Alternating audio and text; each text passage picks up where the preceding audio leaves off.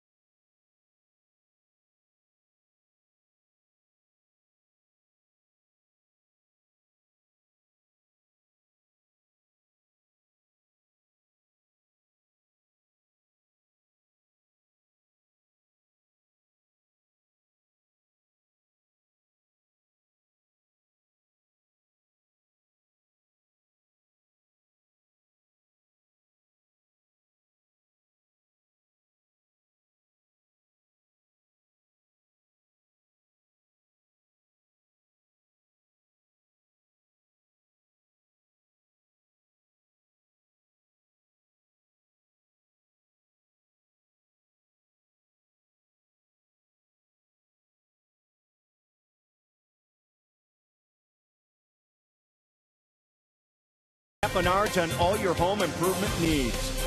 By Toyota. See where Toyota takes you. Test drive one at your Toyota dealer. Toyota, let's go places. And by Miller Lite, the original light Pilsner. Cheers, it's Miller time. Back at Miller Park, Padres and Brewers tonight. Ian Kennedy on the hill for San Diego's last 11 starts. He has a 2.80 ERA. And Taylor Youngman, the bright young star for Milwaukee, his home ERA is 1.99 so far in his first big league season. Craig and Davey back on board with you. Some more numbers in 10 starts so far on the season for Taylor Youngman.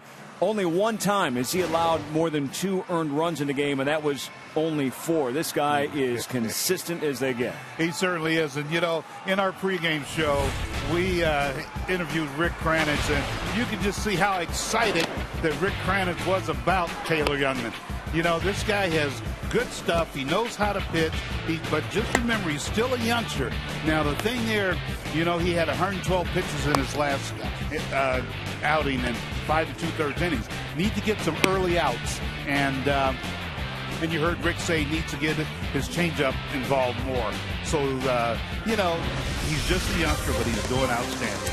Hopes to bounce back after a tough 4-1 loss to the Cubs in his last start. The Brew Crew, how about this? Looking for back-to-back wins. Let's see if they can get on a roll.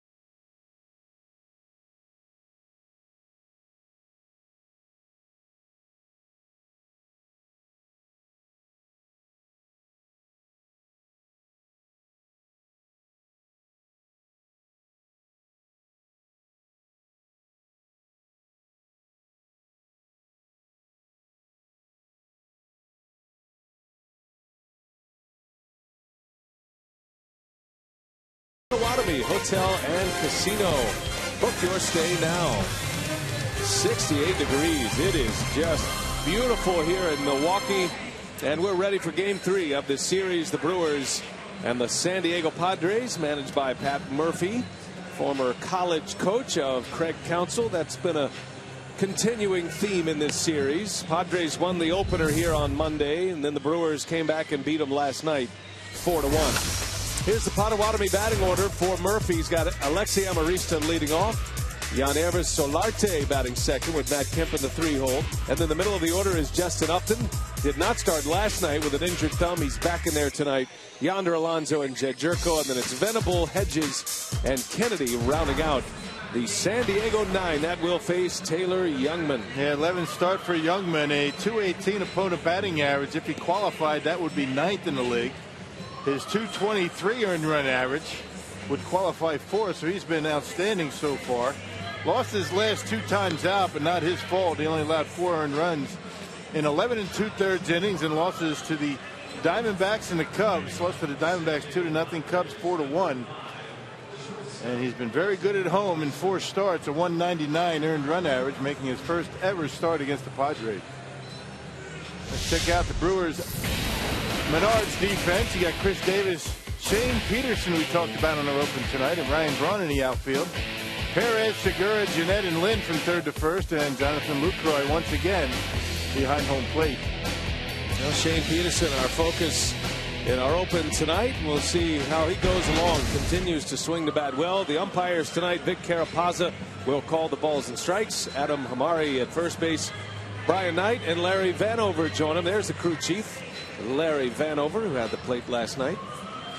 And all the pieces put in place. We're ready for baseball tonight at Miller Park. Great to have you with us on a beautiful Wednesday night in Milwaukee. The roof is open.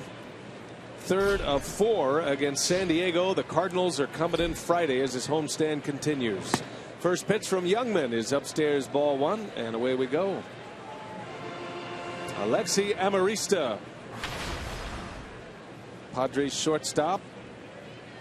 He's been a hot hitter lately. Final game of that series they had against the Marlins Sunday, had a couple of hits, and then his last 2 games here, he's had 6 hits in his last 3 games, and he's thrown a little slugging percentage at him.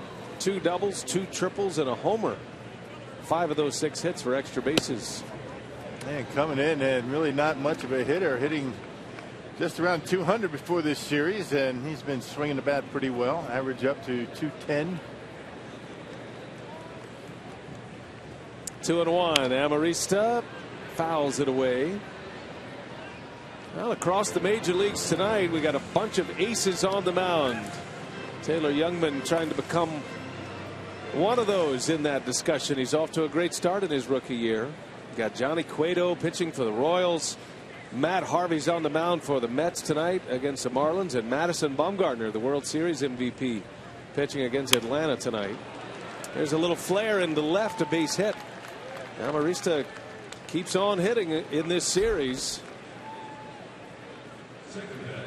His 5th hit in the series already. Leads off with a single. And he just fights that one off into left field. Didn't hit it all that well. Youngman got in on him, but able to get himself a base hit. Shaking the bees out of his hand. Must have gotten jammed a little bit. Here's Jean-Everest Solarte, switch hitting third baseman.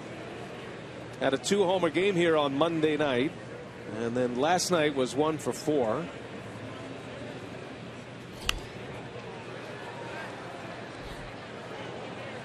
Youngman bringing that crossfire action. Very difficult for hitters who have not seen him to pick it up. Even difficult for hitters who have seen him to pick it up. But now the scouting reports are getting out there. The trends, the tendencies. Youngman making his 11th major league start, and every time out you ask the question, will he make the necessary adjustments against a big league lineup and a major league hitting coach? And in this case, it's Mark Kotsay, who's been scouring the video, trying to find different tendencies and idiosyncrasies of Taylor Youngman. And there's only one team that's seen him twice. That's the Pirates. So every time he goes out, it's a different team. First time that Mark Kotsay's offense sees Taylor Youngman tonight. He's been keeping the baseball down very well. He's only allowed 2 home runs. 50 hits in 64 2/3 innings coming in. That's outstanding work. And one thing we've seen of him in the last 2 or 3 starts, 2-seam fastballs. He's been able to throw that 2-seam power sinker in on the hands of right-handed batters. He didn't have that pitch when he first came up. Yeah, it was interesting when he arrived to the big leagues. You know, the book on him, we saw him a little bit in spring training. It's hard to tell what he has in limited action in spring training, but you know, we were told he was a power sinker ball pitcher. Throw that sinker 91, 92 miles an hour. Well, we didn't see it much, but he was still getting a lot of ground ball outs in those first few games. It was a lot of cutters and a lot of sliders and that crossfire action. It's just the natural motion, and he's 6'6", so he comes at you straight downhill. And that was a good example right there. You give up on it, and it has that finishing kick to end up as a called strike. Yeah, glove side, he's got the cut. Arm side, it'll sink and go down in the strike zone. Got the curveball, and Craig Counsell is hoping that he's going to be able to mix in a few more changeups as he goes along this year. Well, I said this in the pregame show. It's a lot to put on a guy like Youngman, who is in the big leagues for the first time. He's only 25 years of age, but at this point, 10 games into it, he looks like a complete major league pitcher, meaning he does everything well. He holds runners well. He's pretty quick to the plate. He's got a great move. He gets his bunts down. He's been able to get a few hits. Yeah. He's doing, he runs the bases well. There's nothing that he's doing that would lead you to believe he's feeling intimidated whatsoever at the major league level. He's pitching with a lot of confidence, and it looks like he feels as though he belongs here. Let's hope it continues. Started in AAA at the beginning of the year. 11 games there and an ERA over 6. Runner goes and a swing and a foul. Count remains at 2-2. Marissa with 4 stolen bases. He's been caught once. You mentioned that Youngman does have a pretty good move to first base, but when he comes home, most of the time he's got that high leg kick. Base runners feel that they have a shot to steal some bases.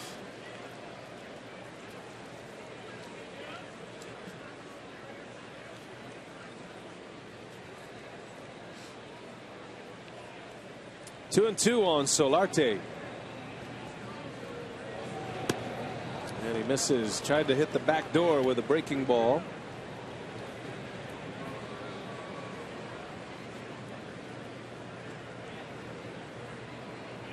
Youngman made 9 starts in AAA for Colorado Springs. Had a couple of appearances out of the bullpen. Made his first major league start June 9th. That was in an interesting wheel of the season when Matt Garza pitched out of relief. 5 innings of relief in that 17-inning win on Memorial Day. And that sent the Brewers in motion to try to find a starter, and they bounced a few guys through the ranks. Youngman is the one who kept the job. As a ground ball through for a base hit. And Amarista, who is on the move, will end up at third base. Well, these two guys at the top of the order have done all kind of damage to the Brewers. Solarte now has an 11-game hit streak. Longest by a Padre this year. Yeah, Solarte with the base hit his last time up last night. 2 home runs in the first game of the series. And with Amarista running on the pitch, Solarte able to bang one into right field. So good start to the night for the Padres offense.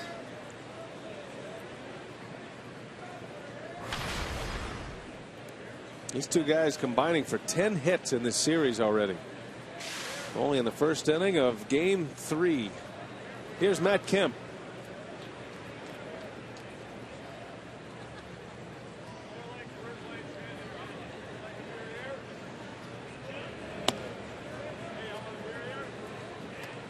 Kemp comes in with a batting average of .257.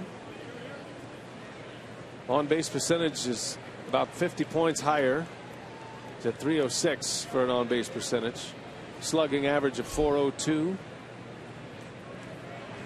He got 2 hits in the series, but he's hit the ball hard a number of times for outs, including last night in the 8th inning. A big spot in the ball game. Kemp leads the Padres in RBIs.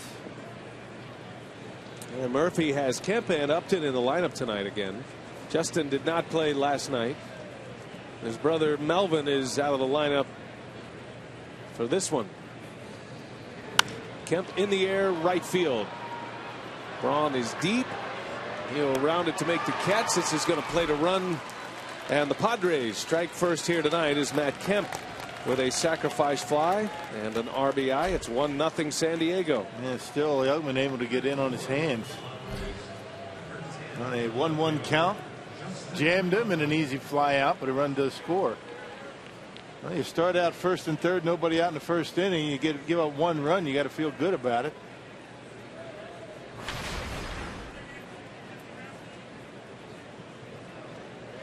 So Justin Upton with 1 away. Had a bruised right thumb as he crashed into the wall down the left field line on Monday night. He made a catch on Scooter Gennett, made a nice running catch, and then was trying to put his hand up, and it went right through the railing, only catching his thumb. And he was out of the lineup last night. They said he was available to hit, but he did not show up in the game last night. And there's a bullet back up the middle, a base hit. Upton turns that one around quickly, and the 3rd hit of the inning for San Diego. First and second with one out, and a run is already in. And a couple of balls barreled up pretty nicely. Solarte's hit the right, and Upton right back through the middle. So right now, Taylor Youngman doing what he hasn't been doing, and that's getting a lot of the plate with his fastball. Padres are taking some pretty good hacks.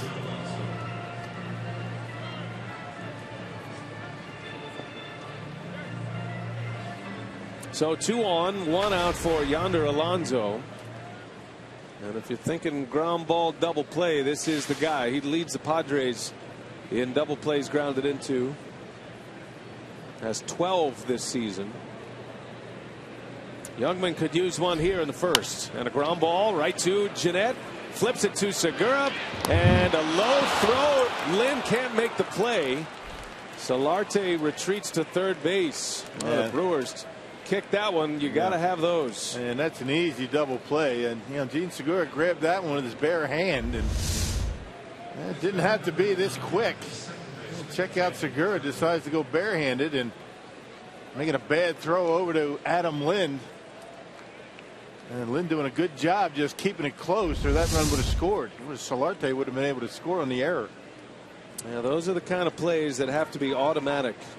Your pitcher struggling a little bit. He gives you a chance to get out of the inning, and no error charge. You cannot assume a double play, but Segura would tell you he's got to make that play.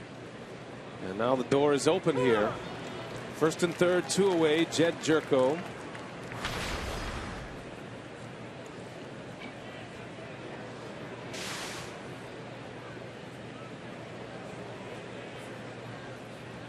Jerko homered on Monday night. Takes a strike. 0-2 the count. He's got big power. He showed that last year or 2 years ago. Had a down year last year. But he flashed some of that power. His 6th home run of the season. Signed a multi-year deal with the Padres. They actually sent him to the minor leagues earlier this year to get his swing worked out. A wave and a miss. Youngman picks up Segura, comes right back and strikes out Jerko on 3 pitches. Padres get 1.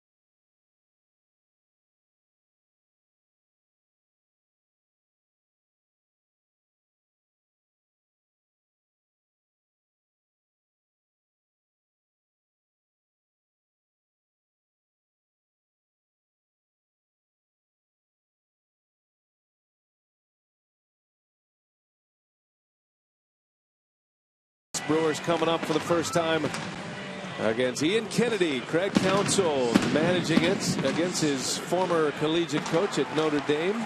The series all even in 1 game apiece. Brewers come in with a record of 45-63. Potawatomi batting order looks like this tonight with Jeanette, Lucroy, and Braun at the top. Counsell has Lynn, Davis, and Peterson in the middle, and then Segura, Perez, and Youngman rounding out the starting 9. Ian Kennedy on the mound, just got back from paternity leave. He and his wife welcoming in their 4th child, 4 daughters. Yeah. And Kennedy back on the mound, back in the rotation. Yeah, 3rd organization for Ian Kennedy. Started the Yankees, spent 4 years with the Diamondbacks, and now 3rd year with San Diego. 30 years old. He's had a rough start. There was a stretch in the middle of May where he was getting hit around pretty well, but his last 11 starts, a .280 earned run average. He's been throwing the baseball much better. Facing Scooter Gennett to start it. Gennett back in the leadoff spot tonight. Comes in hitting .248. Low on base percentage. Brewers would like to see him elevate that. He's on base at just a .287 clip.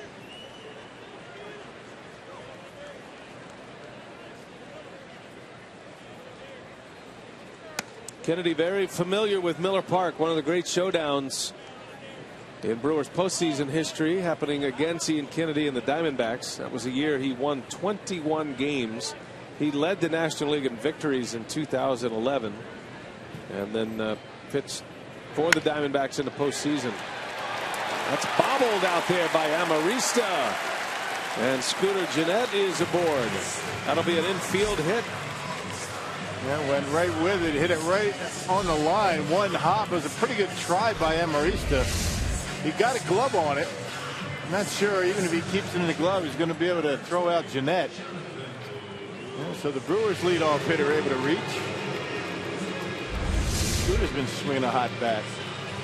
He likes that leadoff spot. Yeah, he's very comfortable in that spot. It's where he's been most of his baseball life as an amateur and in the minor leagues of professional ball. So he is aboard for Jonathan Lucroy.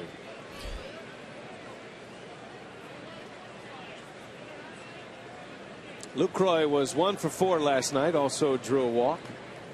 Brewers won the game 4-1 last night, evening up this series. The Crew had 11 hits in the game last night, and even though they stranded 10, great pitching yesterday, starting with Jimmy Nelson, who won his 9th. He went 6 2/3, did not allow an earned run. And then Jeffress, Will Smith, Frankie Rodriguez, the 3 out of the bullpen that closed the deal. Rodriguez with his 24th save last night. And first and third, and then 1 out. Will Smith came in and struck out both batters that he faced. It was a 2-1 game until a 2-run 7th for the Brewers offense. Good game last night. Jeffress just trying to clip his fingernails. At your own risk in the bullpen. Ball and a strike on Lucroy.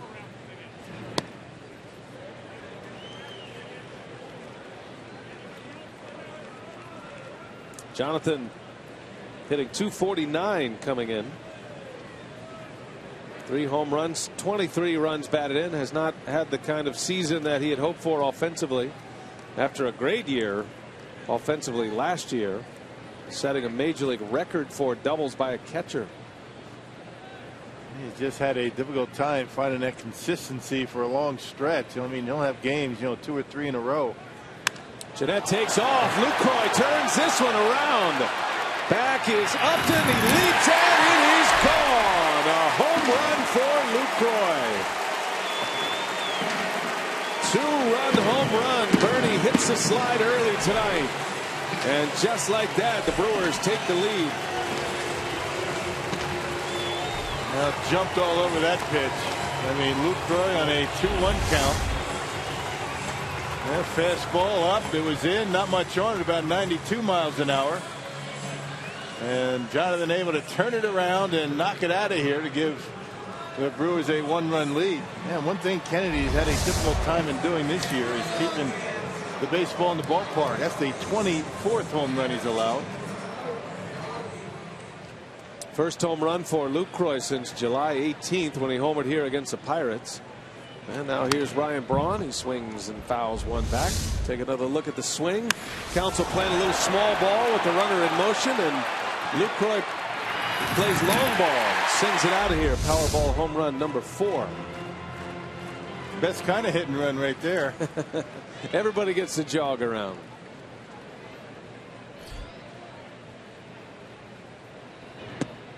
A wave and a miss. 0-2. And Kennedy will throw a curveball from time to time, but basically it's fastball, slider, change. He likes his changeup. He throws a lot of them, and not afraid to throw them to right-handed batters either.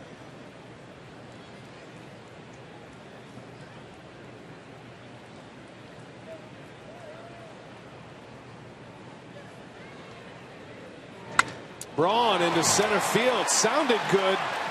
Back on it is Venable at the wall. He's got it. He leaps and makes a catch. And Braun is retired. That would have been close. It just didn't have that sound, did it? And Ryan Braun hits him. I mean, they're going to go out. That went down a little bit on the trademark. Still almost had enough to get out of here. Another fastball. Yeah, Ryan may be thinking he saw the tug on the jersey. That usually tells you he thinks he hit it, but stayed in the ballpark. Not sure it would have been out. It certainly would have been close. Long, loud out for Ryan Braun. One away. First out of the inning for the Brewers. Here is Adam Lind. But the tug on the jersey leads you to believe he thought he got it. That's he got enough of it. Usually his thing, right? Kind of pulls the jersey a little bit as he goes to first. He says he doesn't even realize he does that, but pretty much any home run he hits, he has a little tug on the jersey.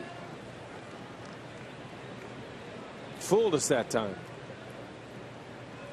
Lynn down in the count 0-2.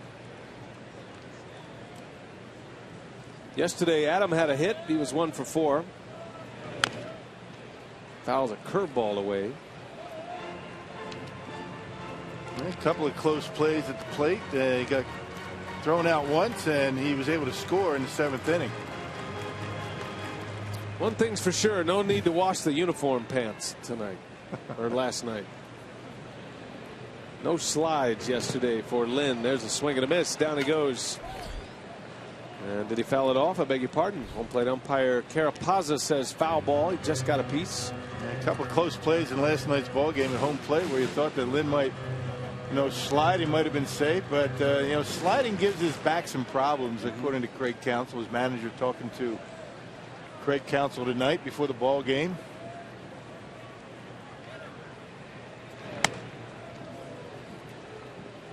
And we had somewhat anticipated that. We mentioned that might be the issue for Lynn and not sliding. Yeah, no one's really against sliding unless you're injured or you're trying to avoid an injury.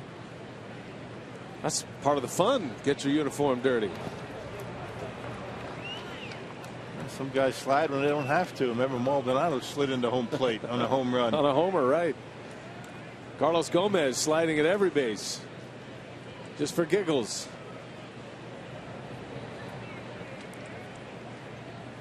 Lind in a 2-2 count. 2-run homer by Lucroy has the Brewers on top, and Lind fouls that one away. Back in 2011, Ian Kennedy was the Diamondbacks ace. He pitched the opener of that NLCS, or NLDS I should say, against the Brewers. Matched up against Giovanni Gallardo. Brewers beat him in game 1, and then they won game 5 in which he started. Lind pulls one through for a base hit, gets by Jerko. Third hit of the inning. Adam Lind, he got down 0-2. Worked the count even and then delivers with a single. Yeah, both teams coming out swinging the bats tonight. Yeah, third hit for the Brewers in the first, and the Padres had 3.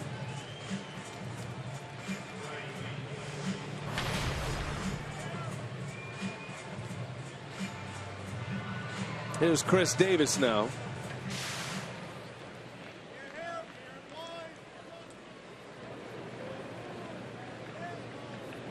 Well, Davis with 7 homers, 25 driven in, a lot like Lucroy in that he missed some time with an injury, and I feel like he's been playing catch up ever since.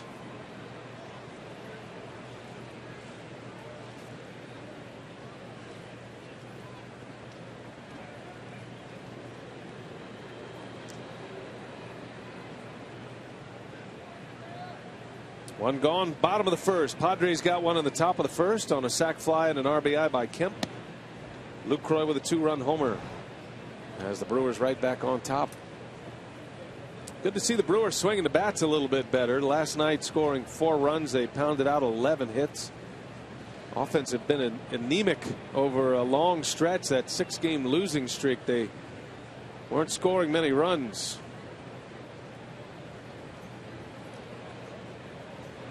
That ball's ripped into the gap left center field. It is one hopped out of here. Chris Davis with a ground rule double. I don't know if you can hit a ball any harder than that. We're going to have to catch the exit velocity on that one. Ends up in the bullpen with some heat on it.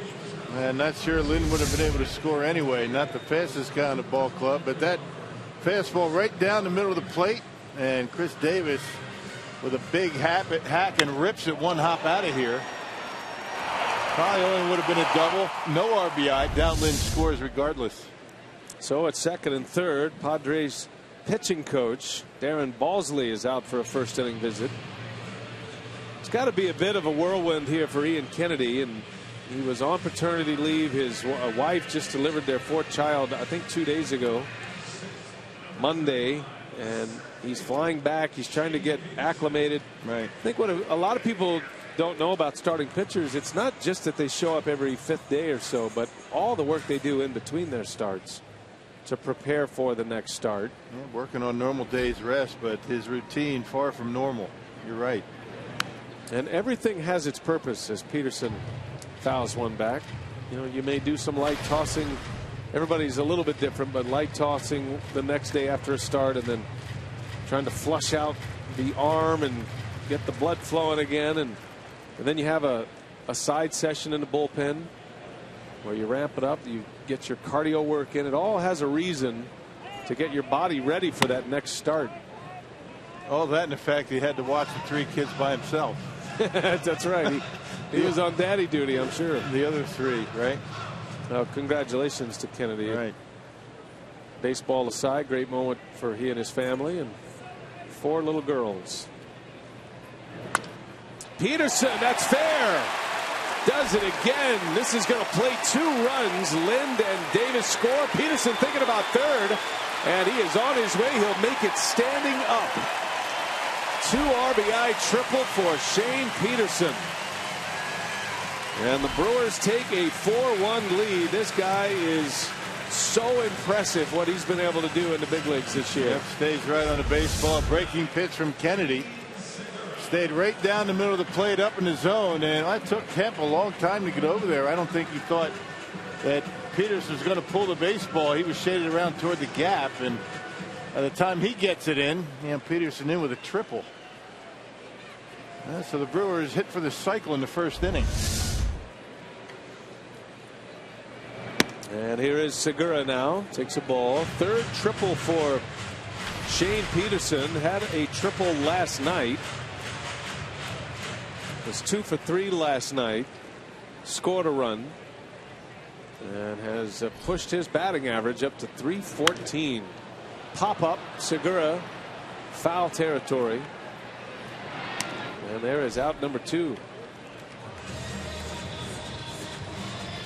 I said it in the open, but you know, this game is driven by the superstar players. It's one of the reasons we come out to see these great talents. But Shane Peterson is one of those great stories, a guy that's had to earn his stripes every level he's had to hit. He's played his entire career with the wolf at the door, as they say. He was with the Cardinals. He was in the Matt Holliday deal. They traded him to Oakland. Cubs ended up claiming Peterson off waivers from the A's as Perez swings and misses. So basically what that means is Oakland had given up on him, didn't think he was going to be in their plans in the major league, so they took him off the roster. Cubs claimed him. Then almost, I think it was just a week later, the Cubs put him on waivers. They didn't want him on their roster. Brewers claimed him. He's a grinder, right? You love stories like this. Yep. You don't know how long it's going to last. Who knows, though? He's just a late bloomer. He's been able to get a chance, and he's made the most of it. Good for him. He played 2 games with Oakland in 2013. He's always hitting the minor leagues. Well, he's hitting here now in the big leagues. I like your point you made in the open about the fact that Peterson has been willing to play all over, and that's easy to say when you're looking for a big league job, but you know, not a lot of guys are comfortable playing positions that are on opposite ends of the spectrum, like first base and center field. There aren't many guys like that. Yeah, do anything you can to get 4 at bats a day, right? Well, he's playing in his 6th consecutive game, 6th consecutive start in center field. And he's looked good. He hadn't been tested too much in the outfield, but getting the job done out there. 1-2 to Perez. Misses inside. And on the 8th batter of the inning, the Brewers have scored 4 on 5 hits.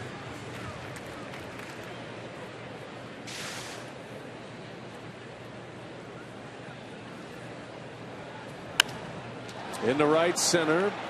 Kempley's over. He's there to make the play to end the inning. Good start, though. The Brew Crew busting out the whooping sticks early. 5 hits. They've scored 4. Lucroy with a 2-run homer.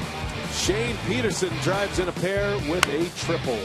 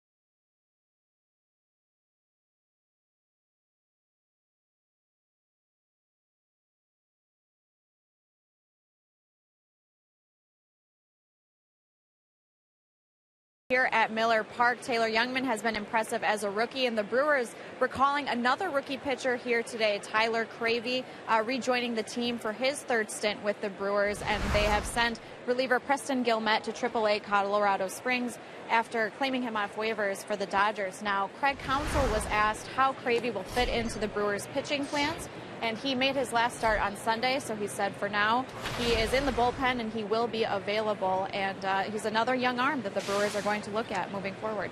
Cravey has had his moment. He was, as Sophia mentioned, in that wheel when it was Tyler Wagner and Tyler Cravey and then Taylor Youngman, and those 3 guys were rotating trying to fill that spot that was left vacant by Garza, who had pitched in relief in that 17-inning game. So you figured Cravey would be back up again. He's been up and down a few times, and figure he'll be up for good now. And if he gets another start, Tyler Wagner's tearing it up, by the way, in Double-A Biloxi. And Cravey had that fantastic start against the St. Louis Cardinals. So he's got some equity built up, as they say. You think about the sequence of events that took place to get Taylor Youngman here to the big leagues. I mean, Wagner got sent down because of the 17-inning game. And then you had Cravey get sent down because Ryan Braun got hurt. And then it was Youngman 3rd on the depth chart, and look what he's done. A lot of times all it takes is a chance. Will Venable fouls it away to even the count 2-2. Yeah, when Braun got hurt, he didn't go on the DL. He was only going to be maybe 2 or 3 days. Had to go back to Los Angeles to have the injection in the thumb, and so Counsell wanted an outfielder. So that opened the door for Shane Peterson as well. Yeah, kind of opened the door for 2 guys, as a matter of fact. There's a called strike 3. Youngman rings up Venable. Yeah, that's been his signature pitch since he's been recalled, and you see that little bit of a cut as it gets to home plate, and right on the inside corner at the knees. That's normally, the hot zone for Will Venable. He likes the ball down. Just something about Youngman's delivery, though. He buckles up hitters a lot. And he's not overpowering with a fastball. But hitters say they just don't see it with that crossfire delivery.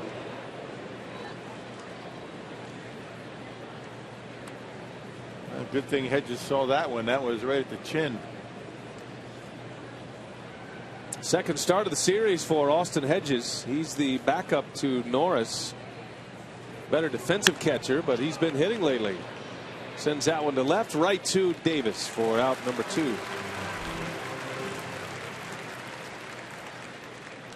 It's another thing about Youngman. We're talking about how well he goes about his business and the good feel that he has. And he knows his club just got him 4 runs in the first inning. Those shutdown innings are of utmost importance, not just for the scoreboard, but the psychological effect as well for your offense. The pitcher, Ian Kennedy. Youngman hoping to make this one a quick 1-2-3 inning after the Brewers got him 4.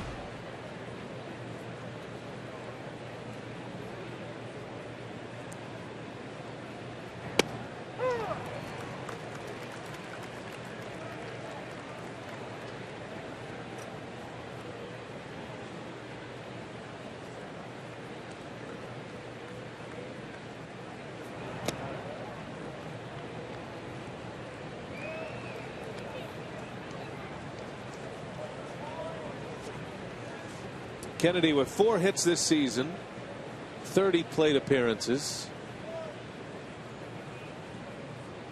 2-1, and it goes to 2-2.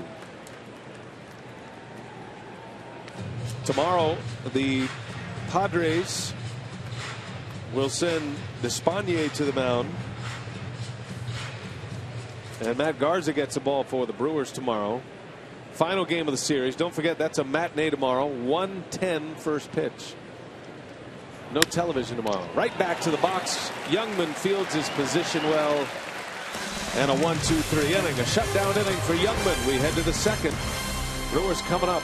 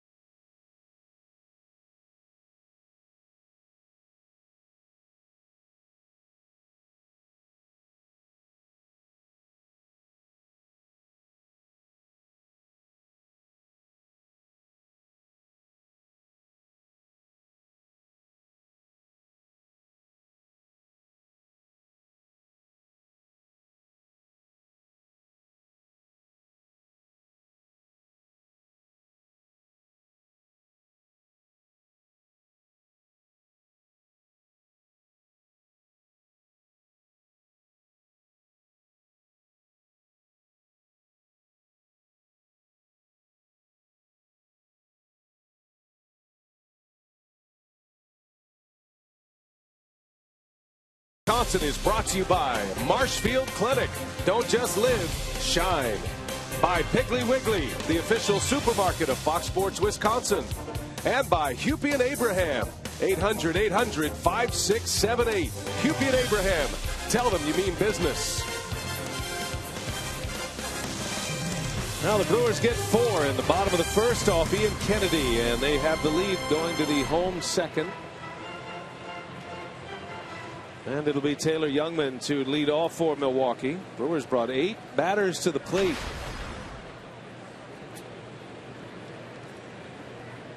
Four runs on 5 hits, and now Youngman, the 9-hole hitter, starts it for Milwaukee. He's been able to swing the bat well in his 10 starts. Has 5 hits already. Had a 2-hit game his last time out and a batting average of .294.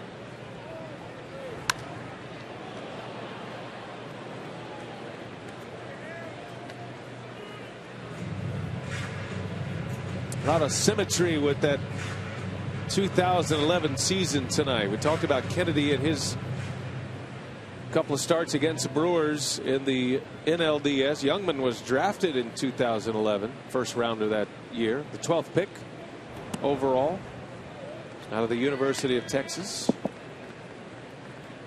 And I remember when we had him here in the booth, Brewers were in a pennant race on their way to a division title. And here he is, 4 years later, finally making his way to the big leagues. And there's a called strike 3.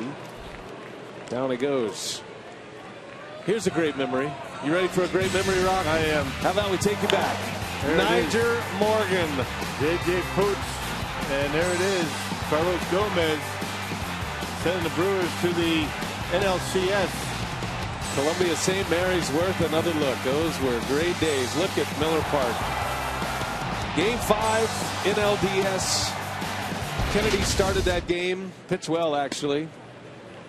And the Brewers won it in extra innings. A 10-inning win that sent them to the NLCS against the Cardinals. Tony Plush. What a season he had, huh? Oh, man. Picked him up into spring training. Talk about catching lightning in a bottle. Goodness. I wonder what old Tony Plush is doing these days. He's always going to have a place here. I mean, other than Cecil Cooper, he's the only other guy to actually win a postseason series with a base hit. He'll always have a special place. Wasn't he in spring training with Cleveland? That was 2 years ago, wasn't it? That was 2 years ago. Yeah. Yes, he was. What do you look under? Niger Morgan or Tony Plush? Yeah, you never know. You might have changed it officially. A little half swing, and that's through. A strikeout for Kennedy. And back-to-back Ks in this inning.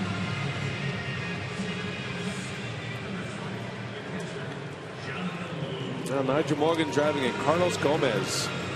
It is fascinating that Gomez twice in his career has scored runs to advance his team in the postseason. Remember, he did it with the Minnesota Twins a couple of years prior to that in that tiebreaker game, that one-game play-in game. They beat the Detroit Tigers that year.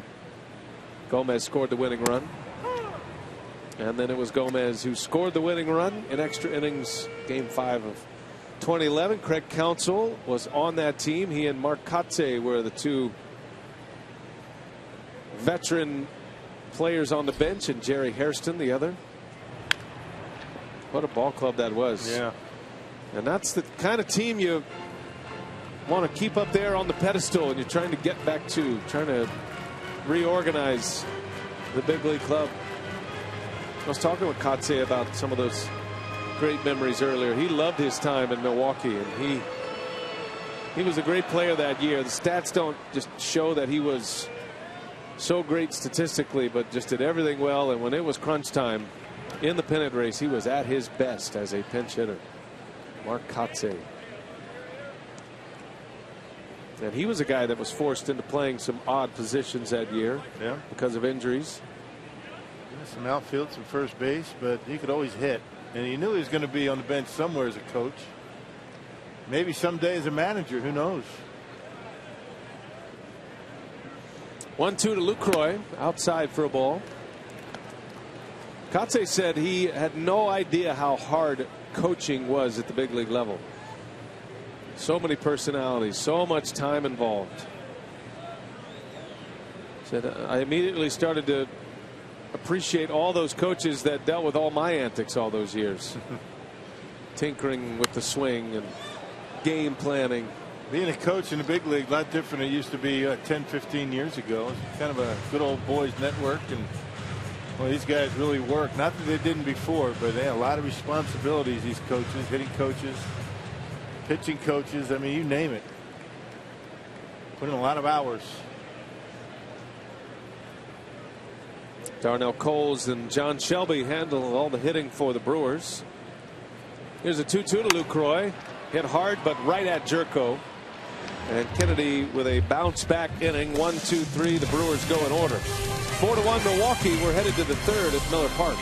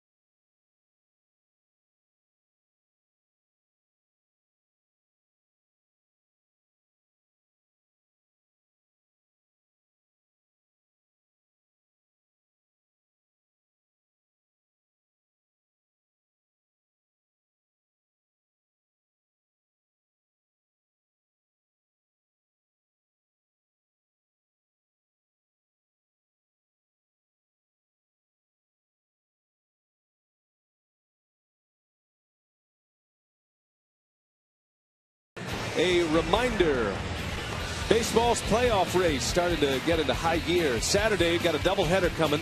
Dodgers Pirates in the first game on Fox Sports 1. Then at 6 p.m.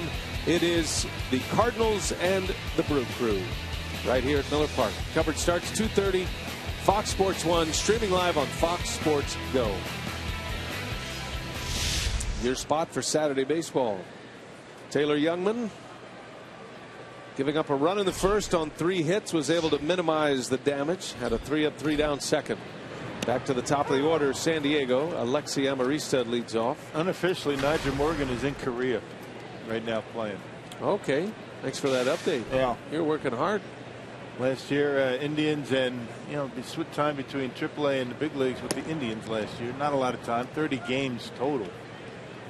If you're interested, since we brought it up. I'm interested. Thanks to you and your staff for finding that information. My typing fingers, they're all busy looking up stuff for you. You did have a little help with your outfit tonight, though. Sporting the seersucker suit, man. Yeah. Well done. I like it. It's nice and lightweight. It's a beautiful coat. Although television a little bit of a challenge for the guys to get the lines to stop squiggling around. Oh, is that right? Does that still exist? Tough on the camera operator. Well, thank goodness you're in the HD world now, Rock. Oh, it doesn't happen on HD? Oh, I don't know. It depends on the size of the television. I was told by our producer that they were going to have a difficult time getting in that shot clearly with that suit on.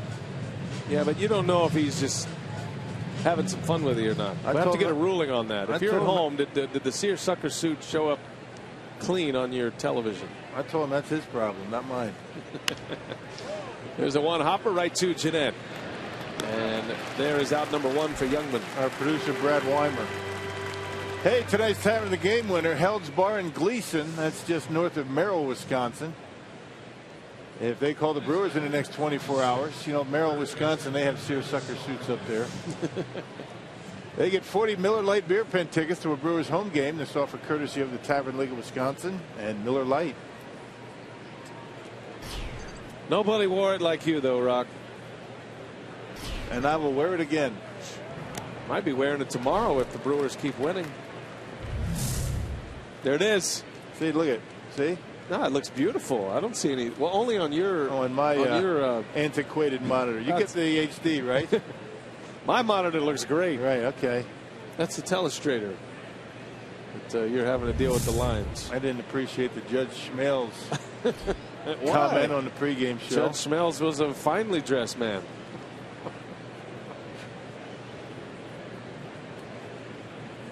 No, if I didn't know any better, I thought you were giving me a hard time, but I know you were impressed with it. I was. I know you were. Not to mention, you've completed the ensemble with the Ball and Glove logoed Allen Edmonds shoes, which are just stunning. Stunning pair of dress shoes. 0-2 misses away. 1 ball, 2 strikes. No, I'm not showing them. White. It's got the white with the blue wingtips. Very nice. Where are your Brewers shoes? They sent you some. I did. I got some. I got to work them in a little bit. If I'd have known, I would have worn them tonight. There's a jam shot that's going to fall for a base hit. Solarte 2 for 2 tonight. This guy's on a roll. But if he's up there with nobody on, that's the best time to have him at the plate. Figure he'd be driving in a lot of runs if they were getting on in front of him.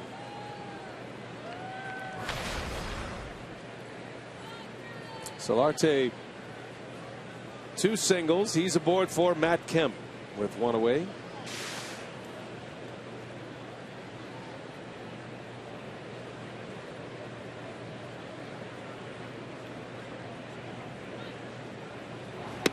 Say hey to our buddies at Allen Edmonds, Adam Kreitzer, and Bob Steffes. Good old-fashioned Wisconsin company. They do great work. You know, Bob did tell me that if you don't wear them, that he wants them back. No, I'm wearing them. They're definitely in the rotation. There's a strike. 1-1 to Kemp. Kemp had an RBI in the first, a sac fly. Youngman had 2 on with nobody out, first and third with nobody out, and was able to minimize the damage. Just that 1 run. Struck out Jerko with 2 on in that first inning. That's how it ended.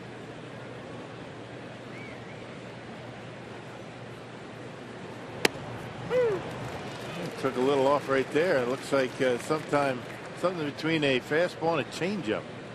90 miles an hour, and able to keep that pitch down in the strike zone. Good pitch.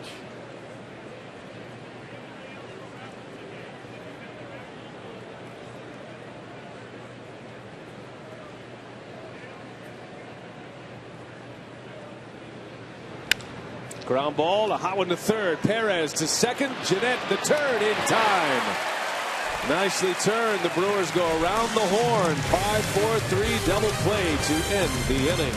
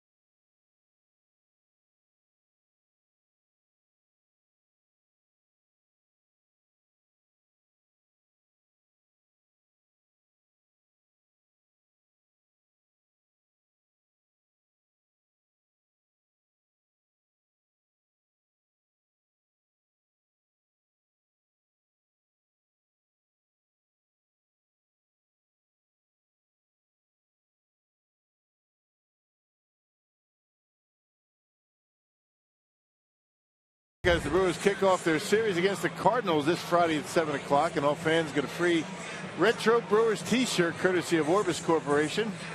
For tickets, call 414-902-4000 or go to brewers.com. Brewers lead 4-1, a 4-run first inning, and Ryan Braun had possibly a home run taken away. Might have been off the top of the wall. It was going to be close. It's a good catch out there by Venable, who is an excellent outfielder. First pitch strike from Kennedy, who retired the side in order in the second. Has retired 5 straight after he allowed 5 hits to the first 6 batters.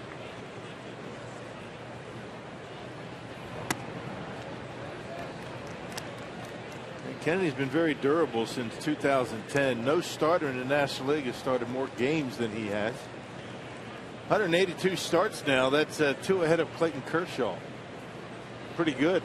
He's able to stay on the mound and stay healthy. Braun on the ground to Solarte, who will wind it up and throw up the line. Braun is out. 1 away for Kennedy. Kennedy's bounced around a little bit.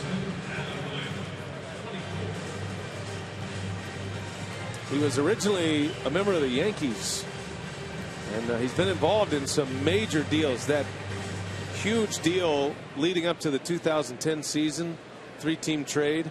Yankees, Diamondbacks, and the Tigers. That was the Curtis Granderson trade, as it's known. But another guy in that trade was Max Scherzer, who went from Arizona to Detroit, where he would go on and win a Cy Young Award. Kennedy went from the Yankees to the Diamondbacks, and then the Diamondbacks traded him at the trade deadline 2 years ago. Traded him over to San Diego. Fly ball by Lind is out number 2.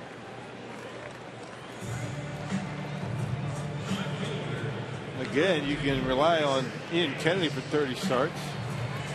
31 starts a year. Has been able to stay healthy. There's something to be said for that. Sure. And he'll be a free agent at season's end. So he's hoping for a big finish to the season.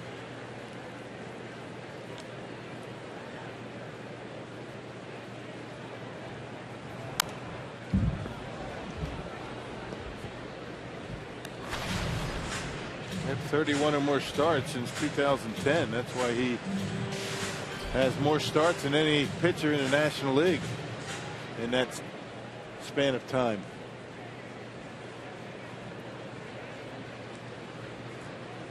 Two quick outs. He has Chris Davis at the plate, who had a ground rule double his last time up.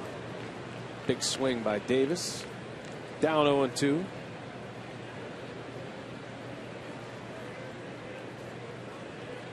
Davis had an RBI single last night. Drove in 2 runs. And a sac fly as well.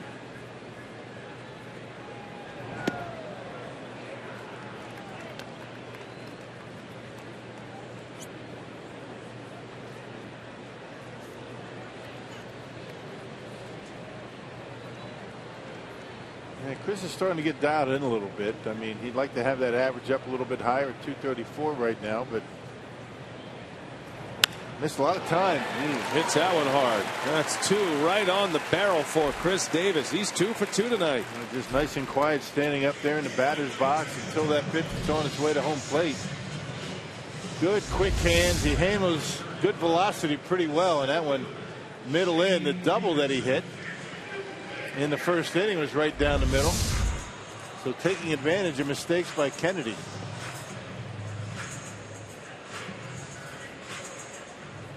So Davis at first with 2 away. Shane Peterson at the plate. Peterson with a 2 RBI triple his last time up. He's tripled in back-to-back games.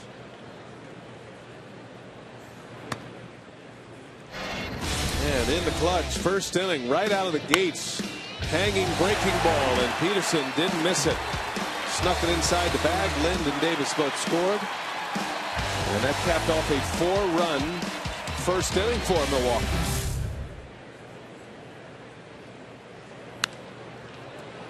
Pops him up. The shortstop Amarista makes a call and the catch, and that will retire the side. 4-1, Brewers lead it. 3 in the books at Miller Park.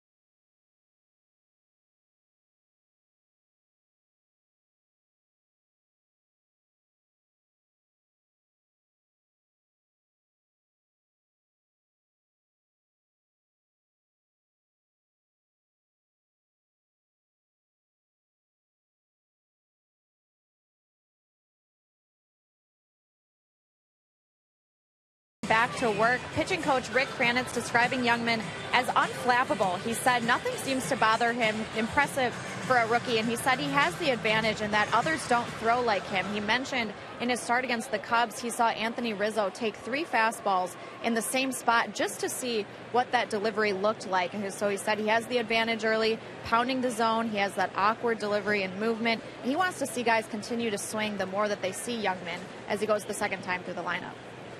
And that's going to help him keep that pitch count down. You know, once he does start to get through the league, they're going to start getting the book on him. Every hitter is going to realize what he tries to do out there. And, you know, so far so good. I mean, he's only faced one team more than once. That was the Pirates. And that second time against Pittsburgh, not too bad.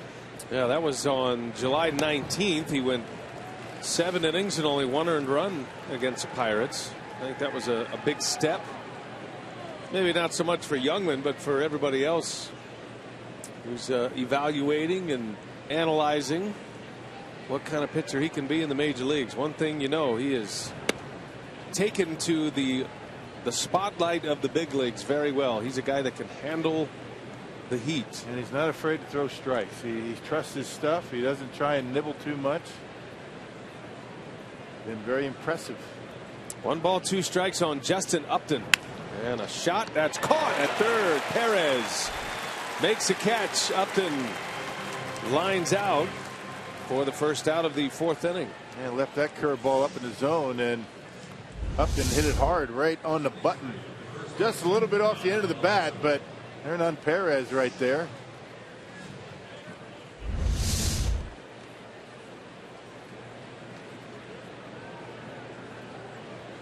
One away. Here is Yonder Alonso. Reached on a fielder's choice his first time up. Should have been a double play for Youngman, who got a double play to end the 3rd inning. Brewers botched the first opportunity, but Youngman was able to strike out Jerko on 3 pitches, the next hitter to pick up his defense. He still having a difficult time getting the feel for that changeup. He just threw a changeup at 85 miles an hour, just nowhere close.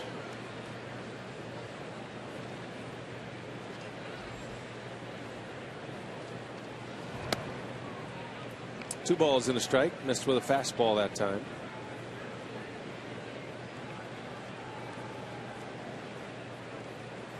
Alonso in a run producer's role in the middle of this Padres order, but the numbers don't bear it out. Just 4 homers, 25 driven in. There's a strike. Yeah, he was a cleanup hitter last night. Padres are going to try to make a run at it. They got a lot of work to do. They're going to have to win a ton of games to have a chance at a wild card spot. Right now they are 3 games under 500. 52 and 55. Decided not to trade. A.J. Preller, the new general manager, brought in Pat Murphy after he let Bud Black go. And Murphy was the AAA manager. I think everybody thought the Padres would trade some of these named players, try to get some prospects in return like the Brewers did. But they decided as a group that what was coming back in return wasn't valuable enough to trade these players away. So they decided to keep them. Even the players, the star players, Upton and Kemp, they were pretty vocal about staying together, keeping it together. The coaches all in agreement, feeling like the Padres have the type of team that can get on a long winning streak. There's a wave and a miss. Alonso just couldn't hold up on that slow breaking ball by Youngman. Yeah, one of the slowest ones he's thrown, 75 miles an hour for Youngman.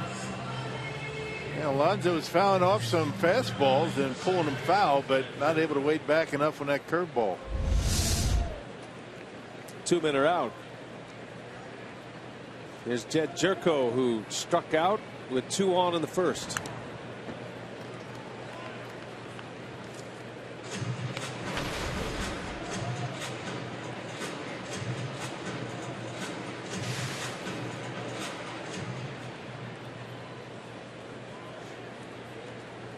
Padres scored a run in the first, but stranded 2. And Youngman trying to make it another 3 up, 3 down inning.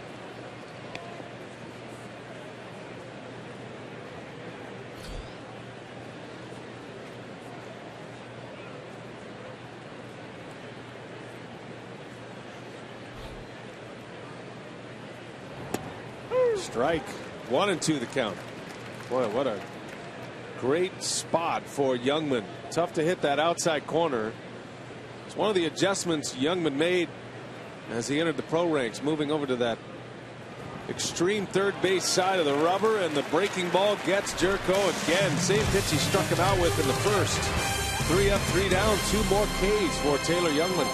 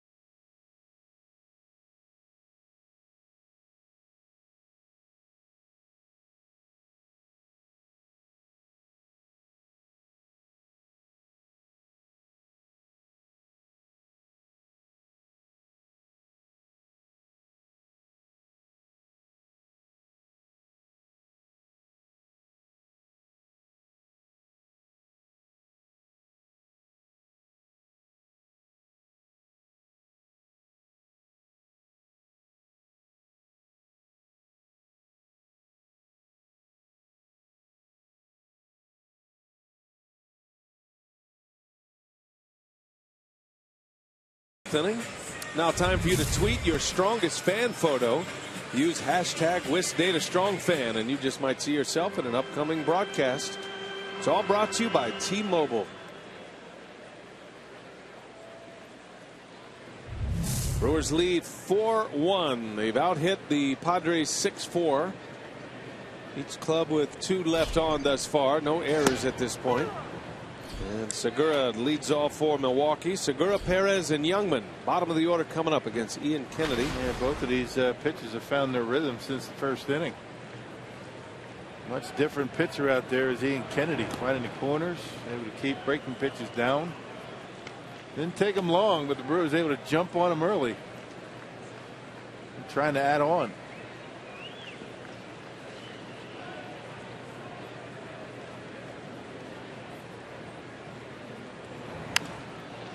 Jam shot, fly ball, shallow right. And Kemp will run it down for out number 1. Segura continues to slump. He's having a rough go of it. And it's all about pitch selection is what it is for Gene Segura, being a little bit over aggressive. That pitch right there out of the strike zone and popped it up. Had a good pitch to hit his first time up. He's got to be a little bit more patient at the plate. Sometimes you can't swing your way out of slumps. Taking pitches sometimes is the way to do it. Here's Hernan Perez, and he takes a strike.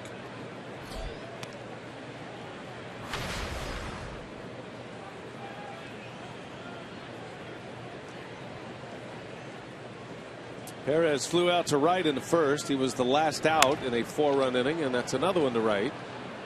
And this one sinking, but Kemp for out number 2. Well, the 11-game homestand continues this Friday, Saturday, and Sunday as the St. Louis Cardinals, Yadier Molina and the Cardinals come to town. Great seats are still available at brewers.com/tickets. Cardinals with 67 wins already this year, 67-39. They lost to the Reds last night, and they're losing to the Reds tonight in the 7th inning, 3-2. Best record in the big leagues. Cardinals are only 27-23 on the road. They won 40 games at Busch Stadium. 40-16. Nobody close to that. The Astros are the closest team to the Cardinals at home. They have 38 wins, 38-18. 40 wins already in their home ballpark.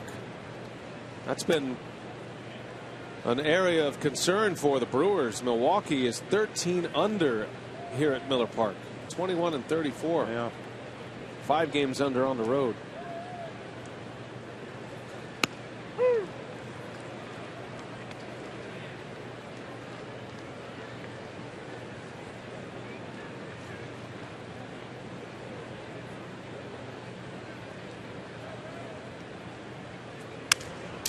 Broke his bat.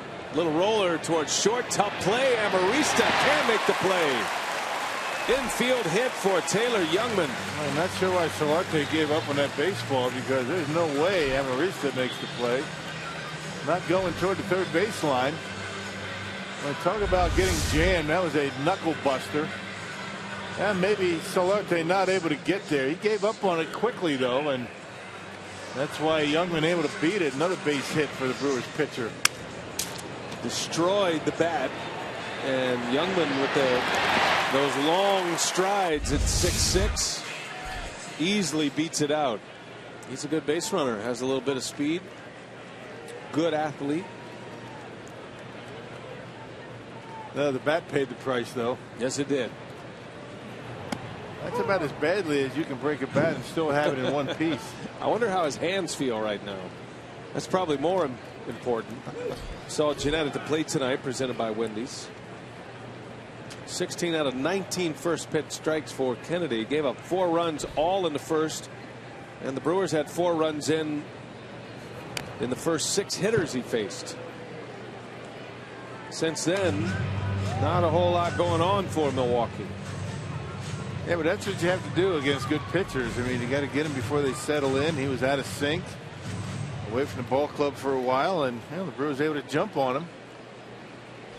They'd like to add on, get a few more. And 4 runs against Kennedy, not too bad the way he's been pitching lately. 0-2 to Jeanette, and that one's foul. late on it. Yeah, last 3 starts for Ian Kennedy's 2-0. He's only allowed 5 runs in those 3 starts. So 4 runs in the first, pretty good work.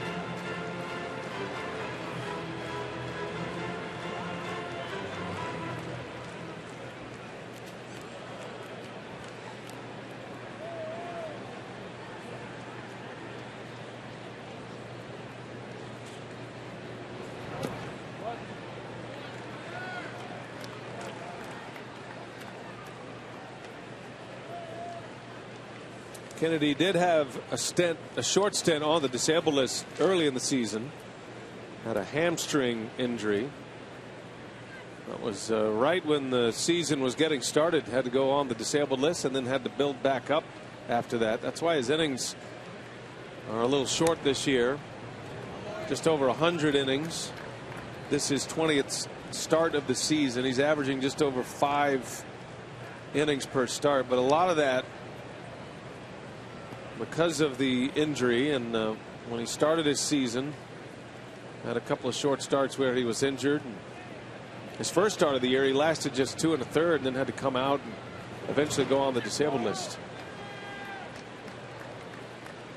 Had a blow-up start against the Pirates where he lasted just 3 2/3, gave up 7 earned runs. He's had a 6 earned run game, but all of these were early in the year, Rock, when he was coming back from the injury in May. So once he got his legs under him, so important to pitchers. His ERA has been excellent since his start June 2nd up till now. Runner goes, swing and a miss, and down goes Jeanette, and the inning is over. Youngman with an infield hit. He's back on the mound as we go to the 5th.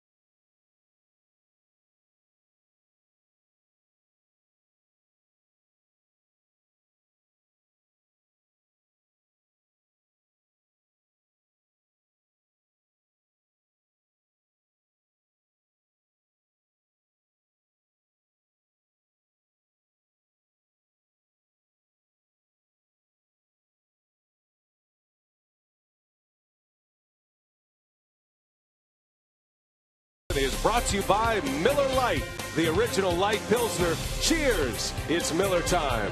And by the Wisconsin Lottery, reminding you to please play responsibly. Brewers off to a good start tonight. They lead 4-1, all 4 runs coming in the first inning. Taylor Youngman pitching well.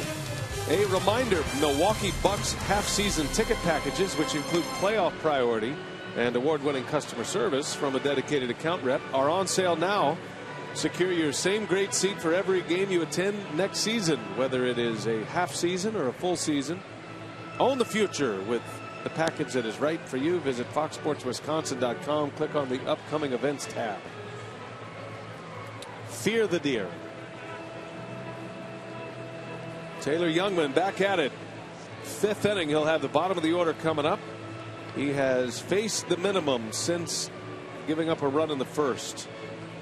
He did give up a hit in the third, but wiped it out quickly with a double play off the bat of Kemp.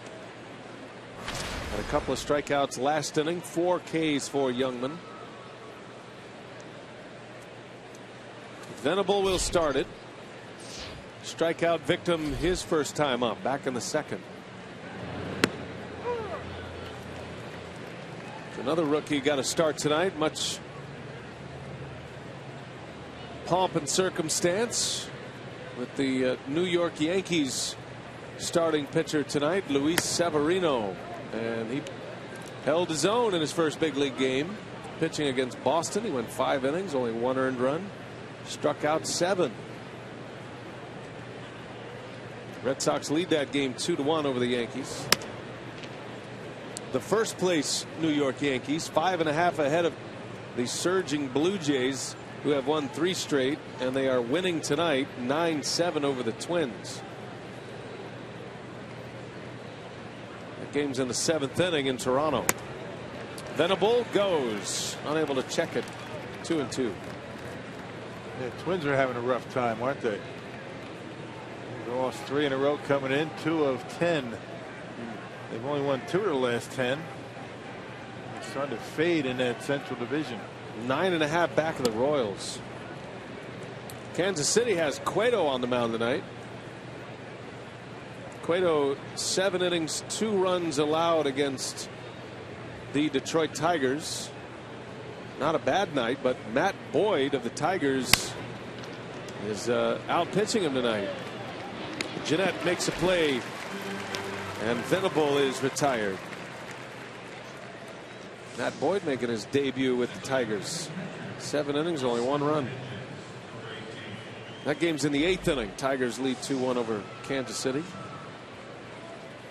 Mets are at it again, Rock. Yeah. They are flying right now. The Mets on their way to their 6th win, perhaps. They're up 7-0 in the 8th inning in Miami. Yeah. Want to win 6 in a row and continue some pretty good play at home. Matt Harvey started tonight for the Mets. 7 shutout innings, 2 hits, 0 walks. He struck out 6 across those 7 innings. Got a bunch of aces on the mound tonight. Although I'd say if I had to pick one right now, the guy to start game 1 of a postseason series for me for the Mets would be Jacob deGrom. Yeah. Actually, the Mets are on the road. But they've been playing well at home. They've got 38 wins at home.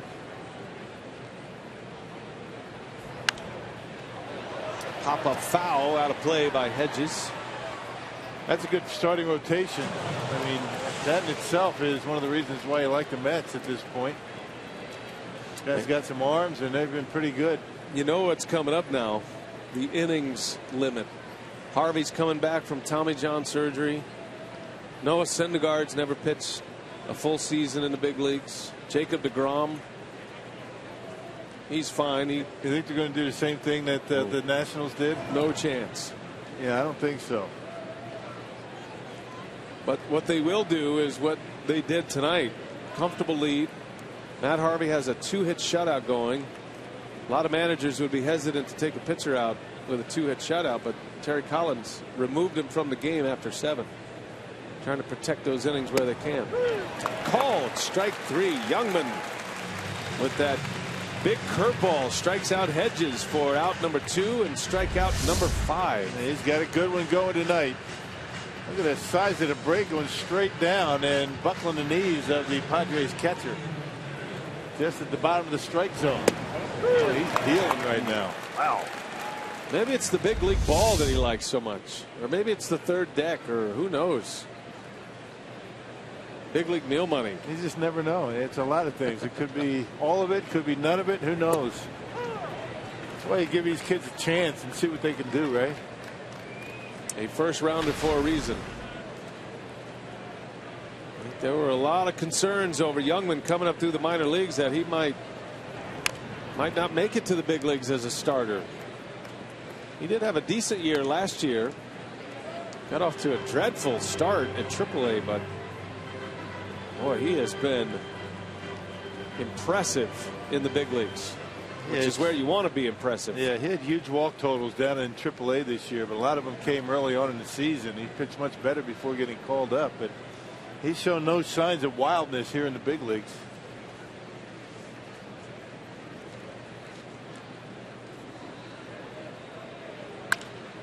Ground ball to Segura. And Kennedy is out. 3 up, 3 down for Youngman. He's rolling. Gave up a run in the first. Nothing since. Lucroy gave him a lead in the first with a 2-run homer. Lucroy will bat. He'll lead off when we head to the home 5th.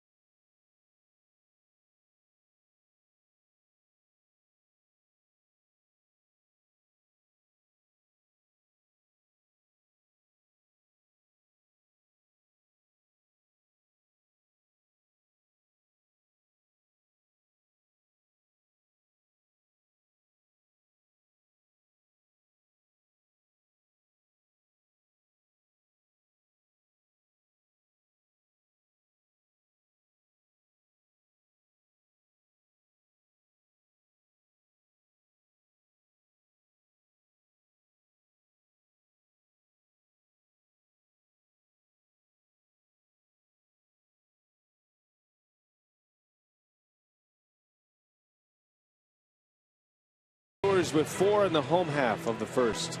Nothing but 0 since.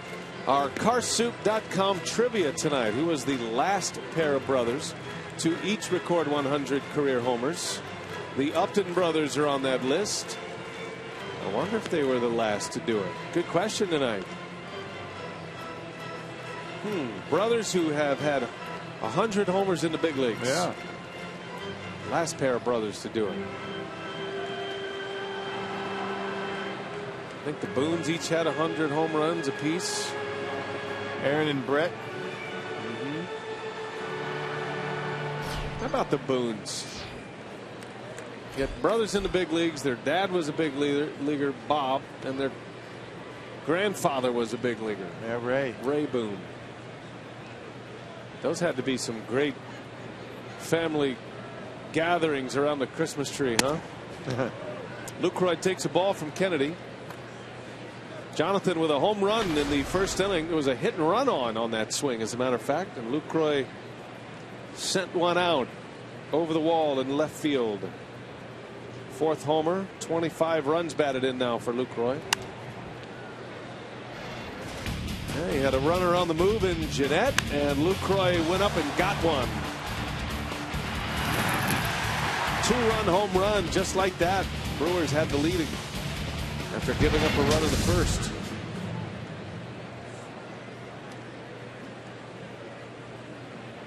Pro's pro right here, Jonathan Lucroy. Even though he's not having the kind of offensive season that we're accustomed to, you'd never know it. Lucroy is the same guy. That's what you appreciate about him. Same guy every day, good or bad. Yep. And part of that's because he takes such pride in his defense. What he does offensively is only part of his game. It's the most noteworthy and newsworthy part, but he spends a lot of time with the pitchers, game planning, working with Rick Kranitz, putting a lot of mental exercise in on that part of the game. So as a catcher, Rock, when you're not hitting well and you still feel like you're contributing, you're part of the picture. You're not just into the offensive side. Probably the best position to be in when you're not hitting, actually, because you have such a big impact on what goes on with that starting pitcher. Your bullpen blocking pitches. You're kind of the quarterback defensively, and you really don't have a whole lot of time to think about your at bat when you're behind home plate. And a lot like you would in the outfield, perhaps. Craig Counsell has mentioned that he'd like to give Lucroy a few more opportunities at first base just to get him a mental breather from behind the plate. Haven't seen that a whole lot this year. Lucroy's been out there on a few occasions. But the problem with that scenario is when Lucroy's not hitting, and then you bring Maldonado in, who's known for his defense, not necessarily for his offense. And Adam Lind is hitting. You know, Lind's had some great stretches at the plate. You're trying to get as much offense in the lineup as possible, and taking Adam Lind out is not the best way to keep the line moving offensively. All those thoughts go into the decision making of Craig Counsell. Lucroy strikes out. That's how the 5th inning starts for Kennedy. Yeah, both of these guys dialed in. How about the Alomar brothers? You think they both hit 100 homers? That's a good question. Roberto and Sandy? I think so.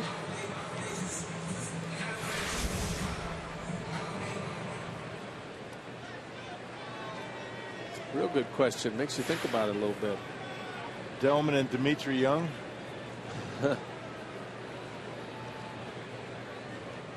I don't know. You think Dimitri hit 100? I don't know. Here's Braun. Braun was hoping he'd share a big league stage with his brother Steve, who was in the Brewers system. Made it to the single A level. Played his college ball at Maryland. Steve Braun.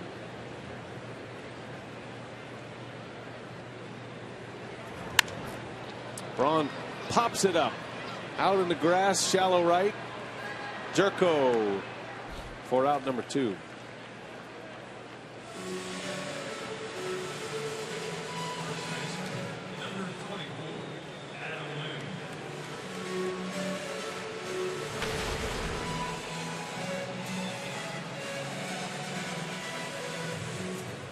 If you're going to be the brother of a home run hitter, I'm going to go for the Tommy Aaron career. They have the most brother combination, right? Yes, Hank and Tommy.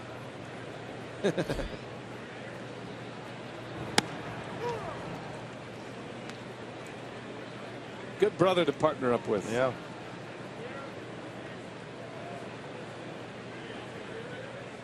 How about Joe DiMaggio and one of his brothers? Oh, yeah. Vince and Dom. Yeah. It's a possibility.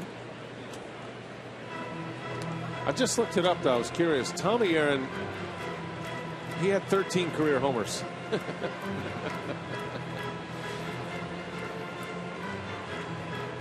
But he's still on the list for the most home runs by brothers. Most home runs by a brother combo. There you go. He contributed 13 to that list.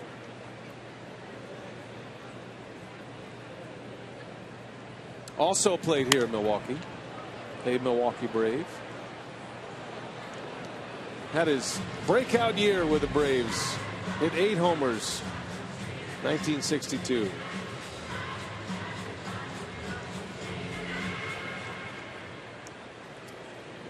Hank Aaron, one of the numbers, retired here at Miller Park. 0-2 pitch. And it's in the dirt.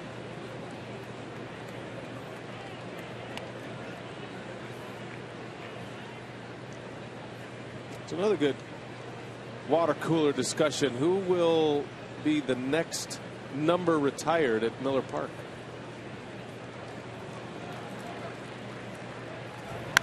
There's a shot that is just foul.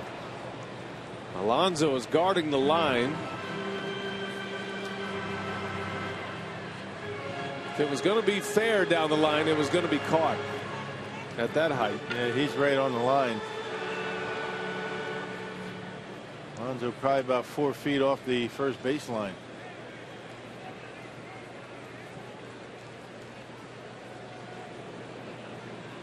One, two, 2 outs. Brewers lead 4-1. We're in the 5th. And a foul back to the screen.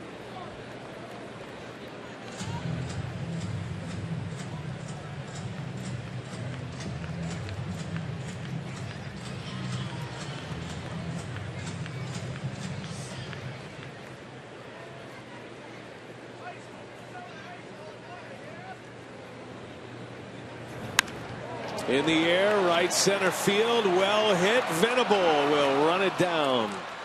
Got a good jump. Lynn just missed it on the bat. 1-2-3 inning for Kennedy. We go to the 6th.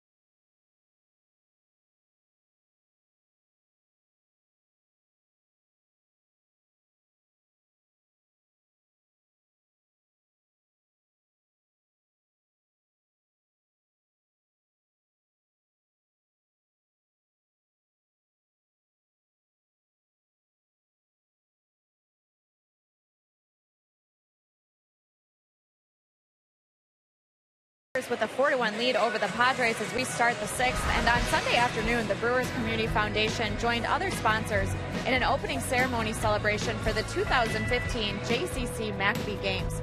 More than 1,000 Jewish children from all over the world are participating in a variety of events throughout the week. Mark and Debbie Adonacio are one of the honorary chairs for this year's event. Rick and Kate Schlesinger also provided a hearty welcome at the opening ceremony Sunday night. The games include a baseball tournament at Glendale Little League Field and Stormouth School in Fox Point, with the championship game being played at Capitol Field. So welcome to all who are here this week in Milwaukee. All right, Sophia, thanks. Here's Taylor Youngman back to work. Drops a big curveball in for strike one. Alexi Amarista leads off. Padres have 4 hits, 3 of them from the first 2 hitters, Amarista and Solarte. Had him out in front, rolls over one, got to hurry it. Jeanette to first in time. Nice play, Scooter Jeanette. Amarista is retired. As promised earlier in the game, partner, there's been a selection in the Data Strong fan photo of the game. It is from Stephanie. Let's see here. That is a Jonathan Lucroy. That's the real Jonathan Lucroy, isn't it? With a Ryan Braun fathead. Yeah. And I think Stephanie's holding the Ryan Braun fathead. All right. Right. Yep. Well, took a while to process that whole thing. That was a little strange. I think he did a nice job with it. I think Lucroy was a little uncomfortable with that setup. Hopefully Stephanie knew that was Ryan Braun and not a Jonathan Lucroy fathead. By the way, it's all brought to you by T-Mobile. That's the most important thing about that.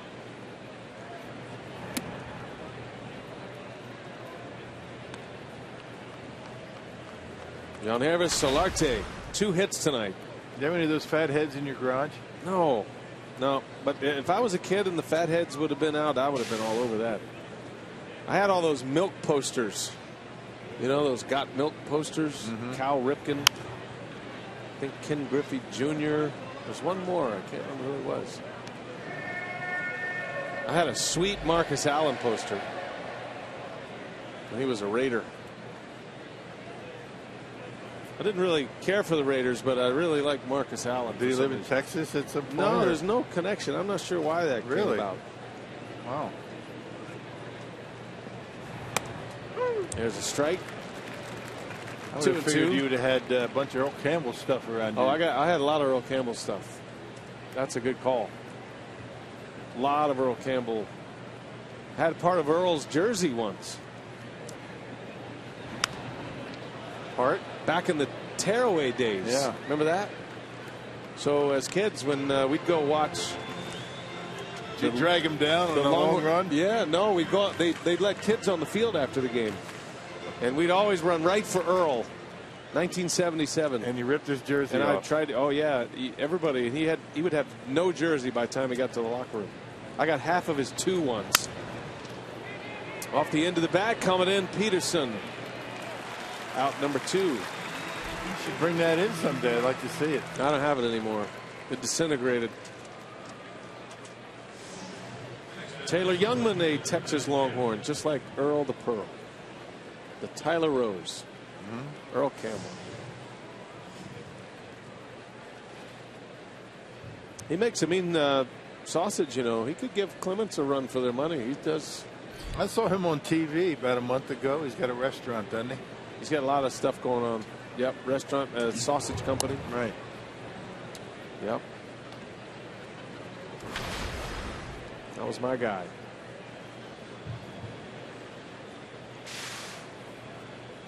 Two outs, Matt Kemp. Who is your guy, Rock? I knew you were going to ask me that. Do you have a guy? Or you always knew you were going to be a big leaguer, so you didn't have a guy? I didn't really have that. I mean, I wasn't a football player, but I was always a big Jerry Grody fan growing up, you know, catcher for the Mets. He's a Texan, by the way. Actually, Jerry Grody and Ray Fosse. Swing and a miss. Boy, he put that one right by Kemp. Defensive looking swing. I actually did a few broadcasts in the minor leagues with Jerry Grody. Yeah. I remember you telling me that. He's living in San Antonio. He was on that amazing Met team, right? The Amazins. Swing and a miss. Youngman with the curveball. Strikes out Matt Kemp. Taylor Youngman has retired 10 in a row to the bottom of the 6th.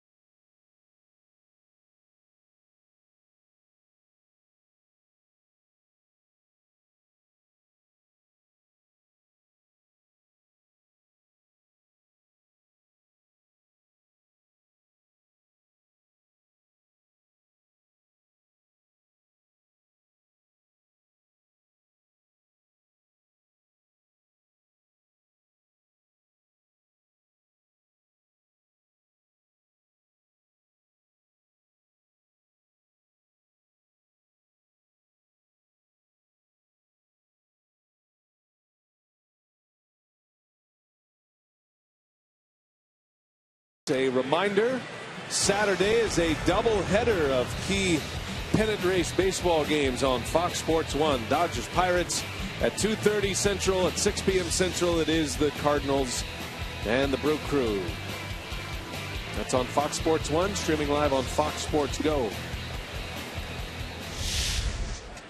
Chris Davis will lead off for the Brewers. He is 2 for 2 tonight. Scored a run his first time up. After a ground rule double, he takes a strike.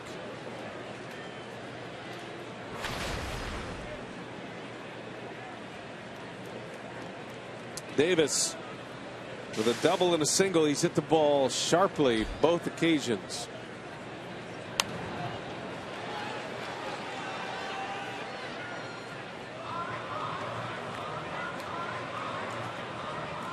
Taylor Youngman has retired 10 straight, 16 out of 17 for the Brew Crew. Ian Kennedy Has retired 7 of 8. And has allowed 2 hits since that first inning. The Brewers got him early. First 6 hitters produced 5 hits, including a 2-run homer by Lucroy and a 2-run triple by Peterson.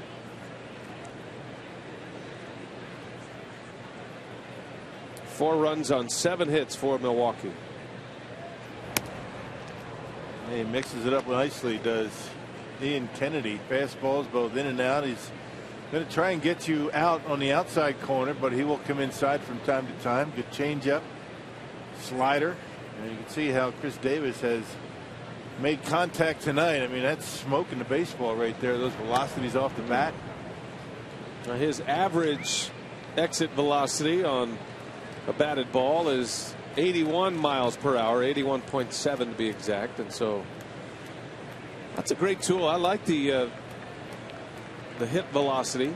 Gives you an idea how hard a guy's swinging, how contact that he's making as Davis flies out. I would imagine that would be down there around the 80-mile-an-hour range. A little soft fly ball. Maybe less. Yeah, maybe less. Hey, this Sunday is Bob Uecker bobblehead day at Miller Park, courtesy of Palermo's Pizza. The Brew Crew face off against the Cardinals, and all fans will get a bobblehead of Mr. Baseball modeled after his famous last row statue at Miller Park. Visit Brewers.com to reserve your spot today. I'm not sure Uke's going to like that, the hand on the knee right there. Makes for a slightly uncomfortable picture. Well, it's better that gentleman than Joe Block actually doing it. That's a good point. I mean, it is very lifelike, but it's a bronze statue, and the hands on the knee is a little much. I know you've been up there by now. I mean, it's been a week. No, I haven't been up there, but I'm planning on it. I want to go up there with Uke.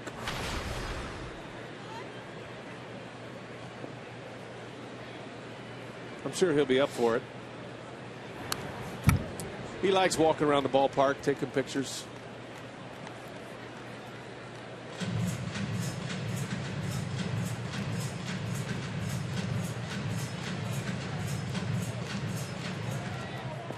Brewers are going to have to replace that sign out there. Talking about retired numbers earlier.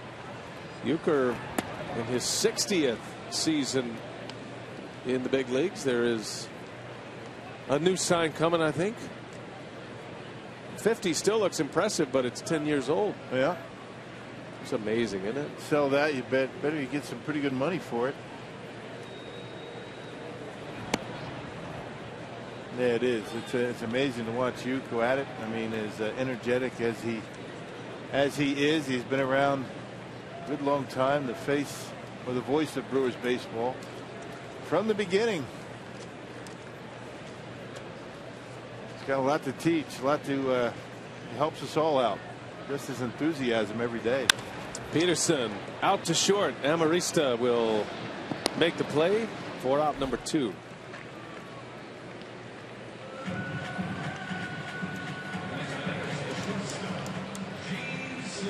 And that'll bring up Gene Segura now, who's 0 for 2.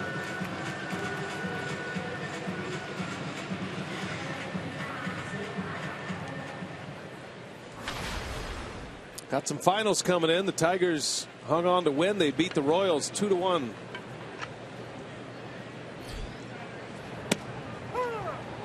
Matt Boyd picked up his first win. Kid out of Oregon State.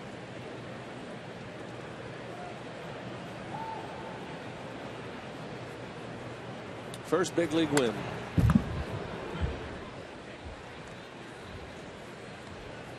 Seven innings, 1 run against Kansas City. A lot of that this year, right? I mean, young kids coming up and making their mark. Boyd beat Johnny Cueto tonight. Yeah.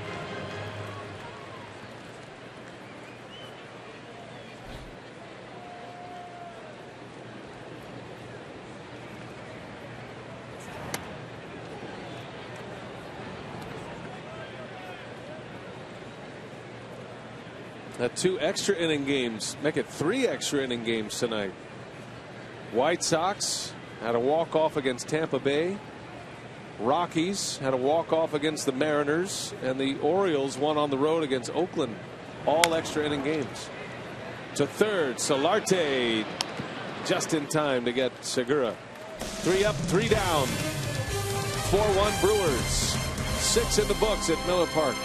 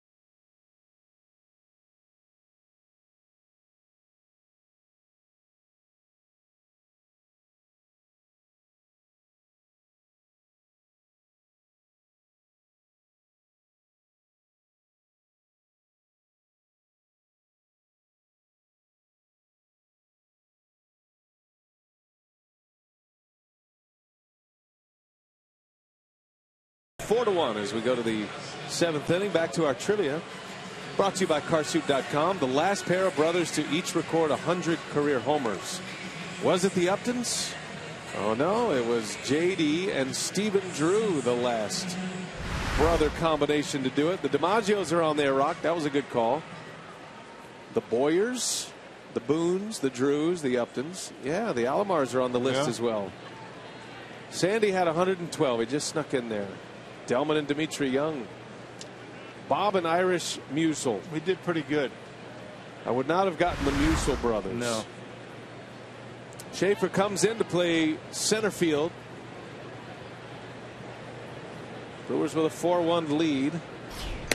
I didn't see if something happened to Shane Peterson, but normally Counsell would move Peterson over to left field, but Davis remains.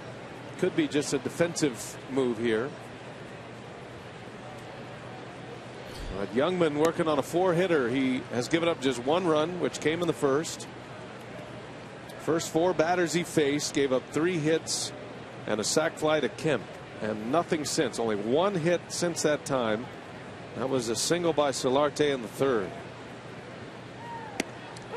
to give him 16 out of 17 retired. Really good curveball tonight. A good compliment to his fastball. Has been able to keep down in the strike zone, and the curveball keeps getting better every time he pitches.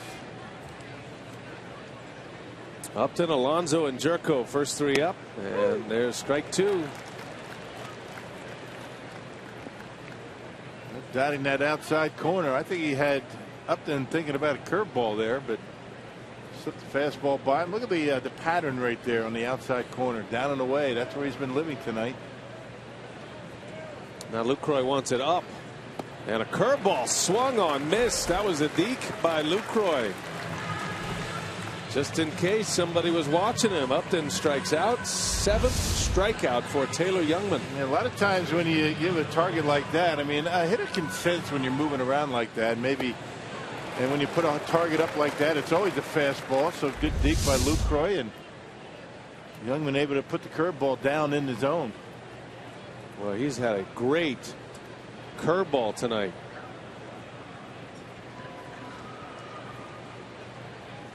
Alonso takes a strike.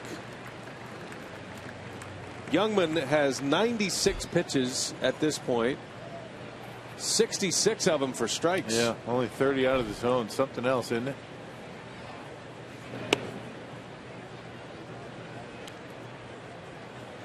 Well, every time he pitches, continue to be impressed, continue to be hopeful.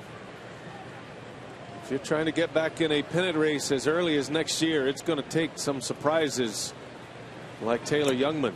You got to do it on the mound, and starting pitching is so hard to find. When you get a guy up from your organization who's having this kind of success, gives you a lot of hope.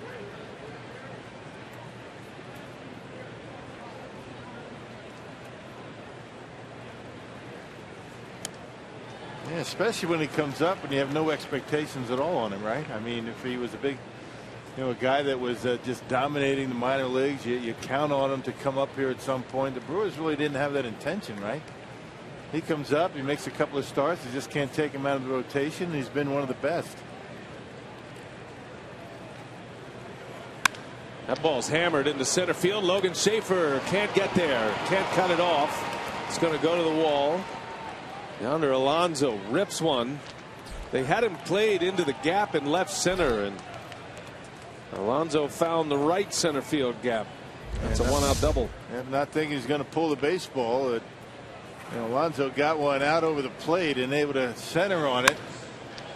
I thought for a second Logan might be able to get there. He's a terrific center fielder with good speed, just not able to do it. And the first extra base hit for the Padres tonight. Magic number 11 there. Snaps an 0 for 11 for Alonso, and it breaks a string of 11 in a row retired by Youngman. Ground ball. Segura's got it. Thought about third. He'll make the play to first. Take the sure out. Yeah, with nobody out, he goes to third base there. Good decision. So 2 gone with a runner at third, and Will Venable coming up.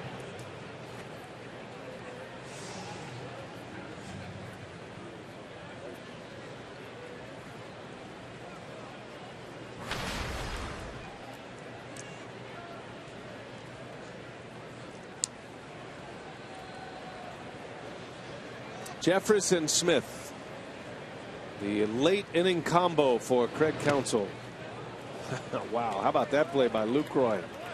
Saves a run, sprawled out behind the plate. Yeah, do that over and over again, and those pitchers are going to know that they can throw that curveball down. And Lucroy wanted a backdoor curveball, and Youngman missed badly inside. Not too many catchers get in front of that.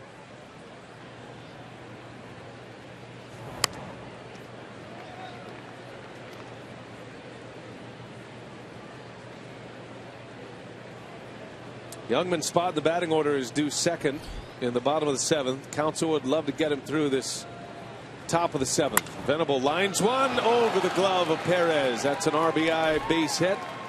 Venable with a single to make it 4-2 Milwaukee.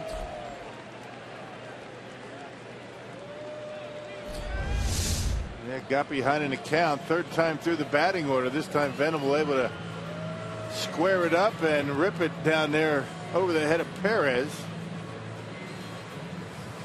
and drives in a 2-out run.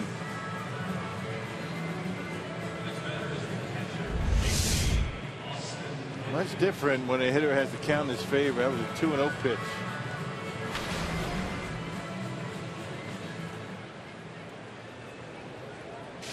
Well, maybe tiring a bit. Will certainly be his last hitter, you would think, whether he retires him or not. Bullpen is ready. Tying run at the plate. 4-2 Brewers, and a big bender buckles the knees of Austin Hedges. And he's done that a couple of times to Hedges. He didn't think it was a strike. You almost have to argue that it's not a strike when you get buckled like that, don't you? Just so everybody knows that, yeah, that was probably not a strike, even though it was. I knew it was coming. I just didn't think it was a strike. He almost hit me with that thing.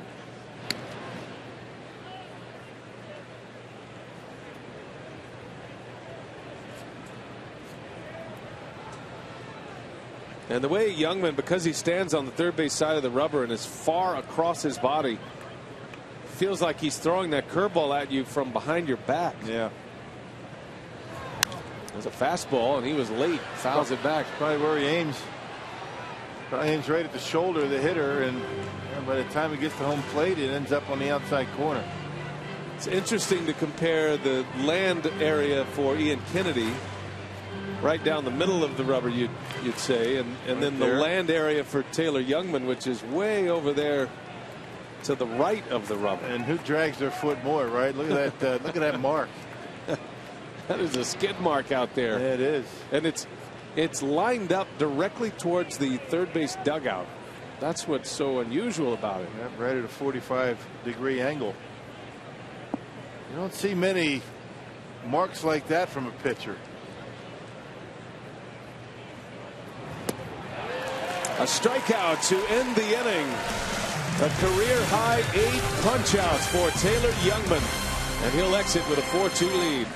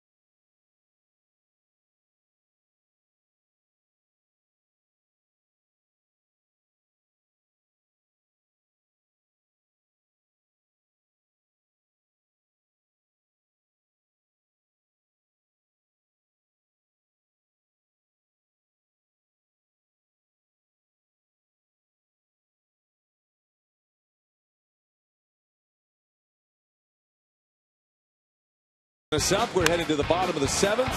After the Padres got a run in the first, Luke Croy put the Brewers on top with a 2-run homer in the home first. And then Shane Peterson drove in 2 with a triple. That came with 1 out in the first inning. The Brewers had 4 on the board, 6 batters into their night offensively. And then Taylor Youngman, impressive once again, 8 strikeouts, a career best. Well, he's been good every time out, but it seems to me that curveball seems to be exceptionally good tonight. I mean, look at the sharp break on it, going straight down. Able to pound the zone is Taylor Youngman once again. He has not walked a batter tonight and has struck out 8. He is going to be done for the night. Council's already sent Herrera into the on-deck area to hit for Youngman. That's a good night's work. Boy, Jimmy Nelson last night, Taylor Youngman tonight. Yep. That's when you start seeing a little light at the end of the tunnel in this season of doom so far. The Brewers couldn't quite shake that early poor start. We have 5-17. Tough to rebound from that month of April. 1 ball, 1 strike, and that one's in there on Perez. So Perez, Herrera pinch hitting, and then to the top of the order in Jeanette. Kennedy's been good since that first inning. We showed you all of the offense against Kennedy. But that first inning might do him in tonight.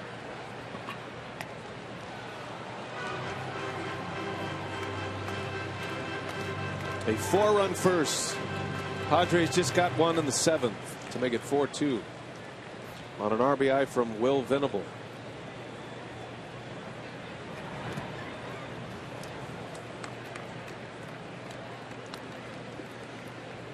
And one of the few times that Taylor Youngman's been behind the count.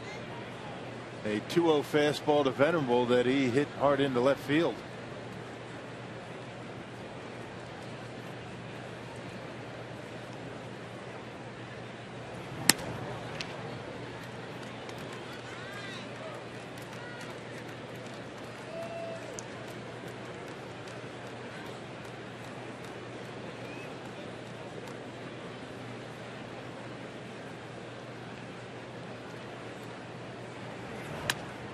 And it got him. Perez cuts right through it for a strikeout to start the 7th inning for Kennedy. Yeah, this Friday's another student night at Miller Park. All high school and college students can purchase $10 Terrace Reserve, their $15 Lowe's bleacher tickets, plus enjoy special $3 pregame menu. For details, go to brewers.com/students. Going to be that time again, isn't it? Starting to ramp up the preschool shopping. There's light at the end of the tunnel, parents.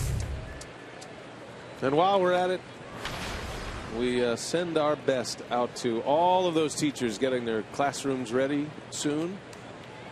The real heroes of our communities. Tip our hat to all of you who are in the profession of education, educating our children.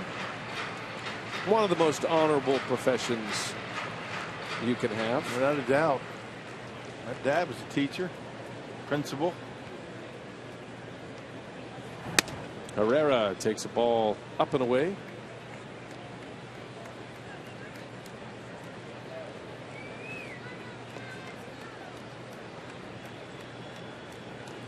One ball, one strike. And Herrera shows bunt, takes a strike.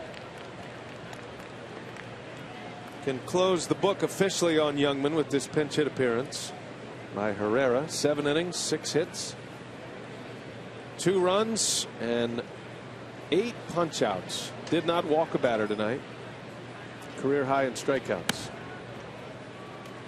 So he's got 11 starts in the big leagues now, does Youngman. Making it look easy, really is. His worst start was that start against the Colorado Rockies at Coors Field. He gave up 4 earned runs in 6 innings, which is not bad there. And he won. There's a swing and a miss. Down goes Herrera. So tomorrow it's Matt Garza against Odrisamer Despaigne. Miller Lite, what's on tap?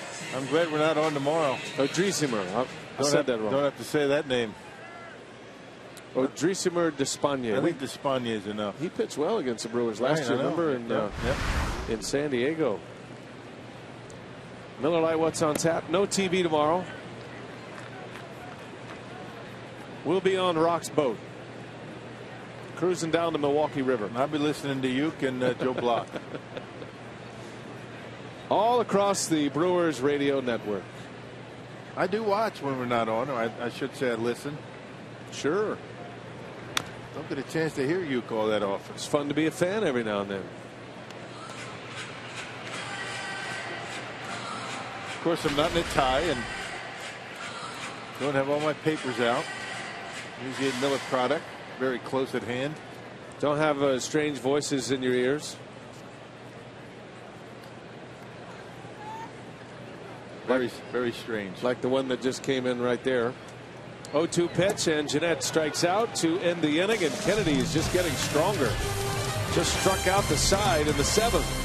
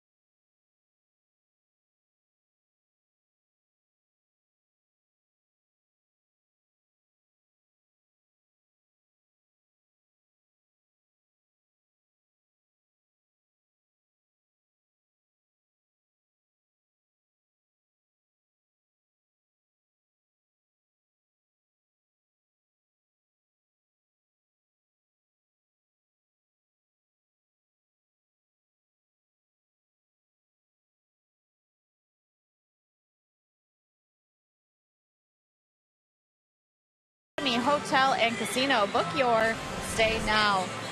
Brewers with a 4-2 lead here as we head to the 8th at Miller Park in our Blaines Down on the Farm minor league report. Let's check in with Zach Davies, acquired from the Baltimore Orioles in the trade with Gerardo Parra. He made his organizational debut. A very good showing for him. 6 innings, just 1 run allowed on 6 hits, 3 walks. You see the 7 strikeouts there on 100 even pitches, adding to another great debut by what Josh Hader was able to do yesterday with Biloxi. He went 5 shutout.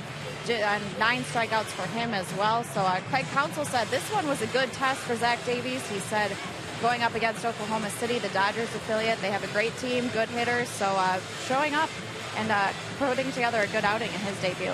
I'm very anxious to see Zach Davies in the big leagues. He's not much bigger than Sophia, actually. he's 6 foot tall with spikes on, I think. Goes 160 pounds. He doesn't look like a guy that could carve up a lineup, but everybody who's seen him, including Buck Showalter, who called Doug Melvin after the trade was made. Davies coming in the Parra deal with Baltimore, said, "You're going to love this kid." Yeah. He pitched in the Futures game. He's only 22. Had a 2.84 ERA in AAA Norfolk with the Orioles before arriving to the Brewers via that trade. And Doug Melvin told us when he came up here about Davies, saying everybody kind of snickering a little bit when he walks out on the mound, but after 2 scoreless innings, nobody laughing anymore. Here's Will Smith. Tight game. He's on in the 8th, facing Melvin Upton Jr., who pinch hits here.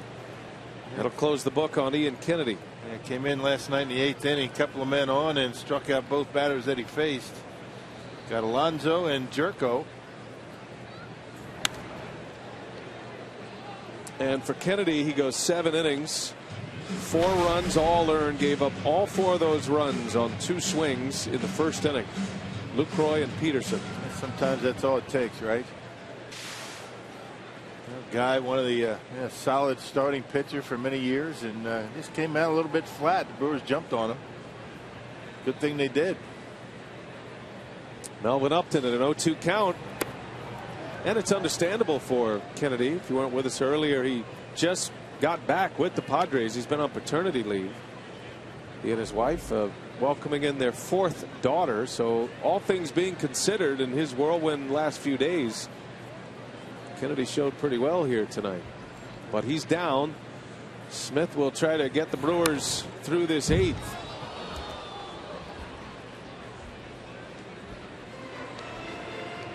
Showed a very good curveball slider last night. Curveball slider combination, and fastball in the corners. Had a stretch of a couple of outings where he got hit around pretty good, but last 2 have been exceptional. Ground ball, that is fair. Right over the bag. Upton on his way to second. And that'll be a double to start the inning. Melvin Upton off the bench. A leadoff double, just fair across the bag at third.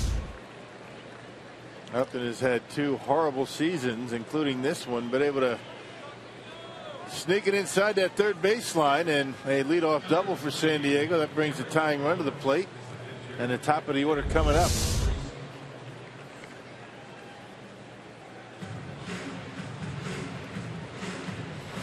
And so Derek Norris will hit. Interesting here as Norris comes off the bench. Pinch hitting for Alexi Amarista.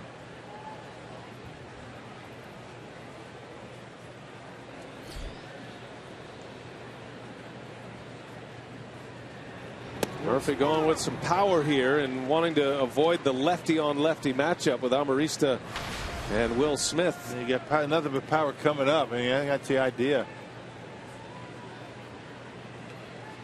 Don't see many leadoff hitters get pinch hit for. I was getting ready to say. And Amarista's been hot. Runner at second, nobody out. In there, strike 2 on Norris. Norris is their everyday catcher, but for the second time in the series, he has been on the bench to start the game. Austin Hedges starting tonight. Norris is 1 for 7 as a pinch hitter this year. Smith could use a strikeout.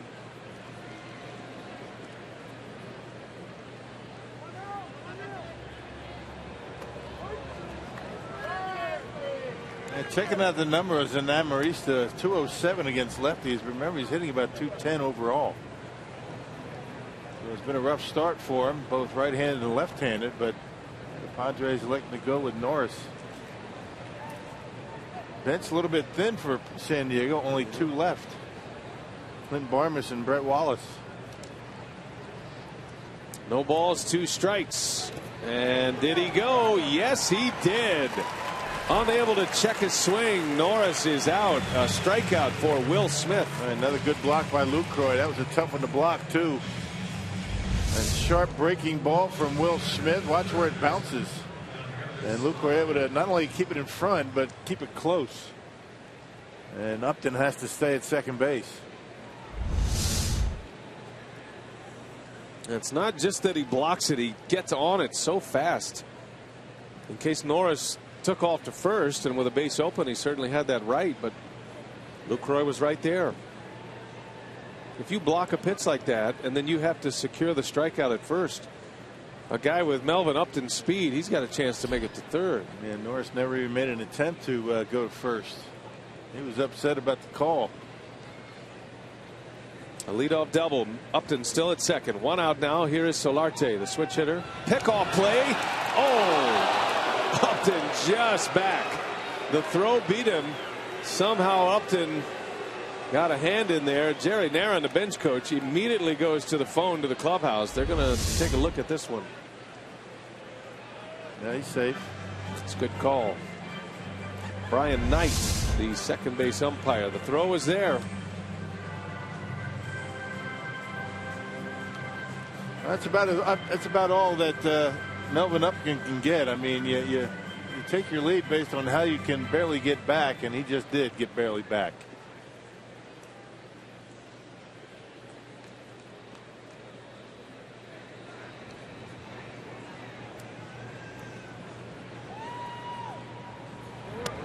Slow curve in there for a strike.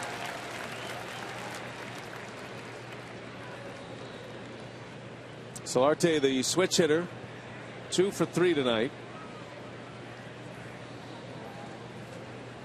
Hit 2 home runs Monday to give him 7 home runs for the season.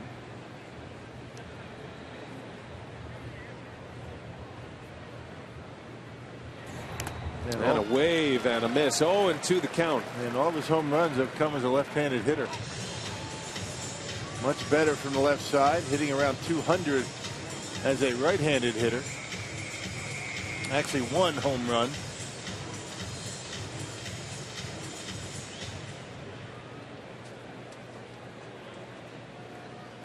Well, Smith's got him 0-2. Jeanette keeping Upton close at second. Now he backs off. Now the 0-2 and a swing and a miss. He struck him out. Lucroy blocks another one. Back-to-back Ks for Will Smith. 2 outs now, and Upton still at second base.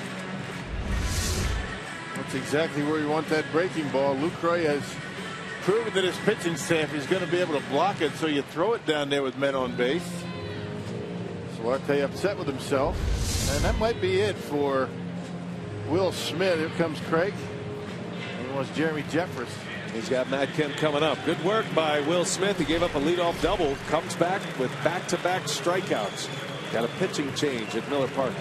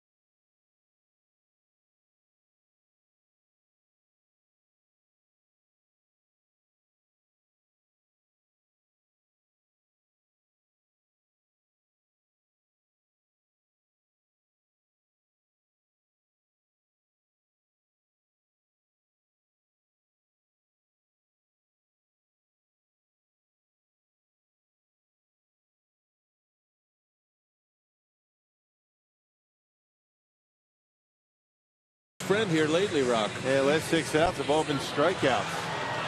They came in the first game of the series, struck out a couple of batters. Last night, 2 strikeouts, and after a double by Upton, striking out Norris and Solarte, and that's pretty good work. And now it's Jeremy Jeffress' turn. They do it just the opposite of last night. Jeffress came in first in last night's game, finished up by Smith, and now it's Jeremy Jeffress to face Matt Kemp and Justin Upton. Jeffress faced Kemp last night. He had a line drive right to Jeanette for an out, but he barreled it up. He's the tying run at the plate. Jeffress much better against right-handed batters. He'd like to be better in both categories against lefties and righties with opponent batting average. He's got the big fastball, though. And it's a curveball to start the at-bat. That's the bender. Yeah, that's the pitch he didn't have very good last night. He wasn't able to throw it for strikes. A good sign for him tonight. A leadoff double by Melvin Upton, pinch hitting. He's still at second. Now 2 men are out. Brewers lead 4-2. The 0-1. Kemp swings and misses. Tied him up. That one had some run on it. 95-mile-an-hour fastball with movement. That's the effect of throwing that first pitch curveball for strike.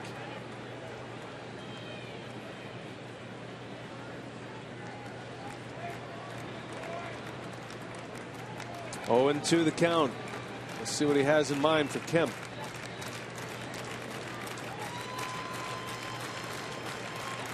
Curveball swung on and missed. Jeffress strikes out Matt Kemp to end the inning. A leadoff double, and then 3 consecutive Ks to end the 8th.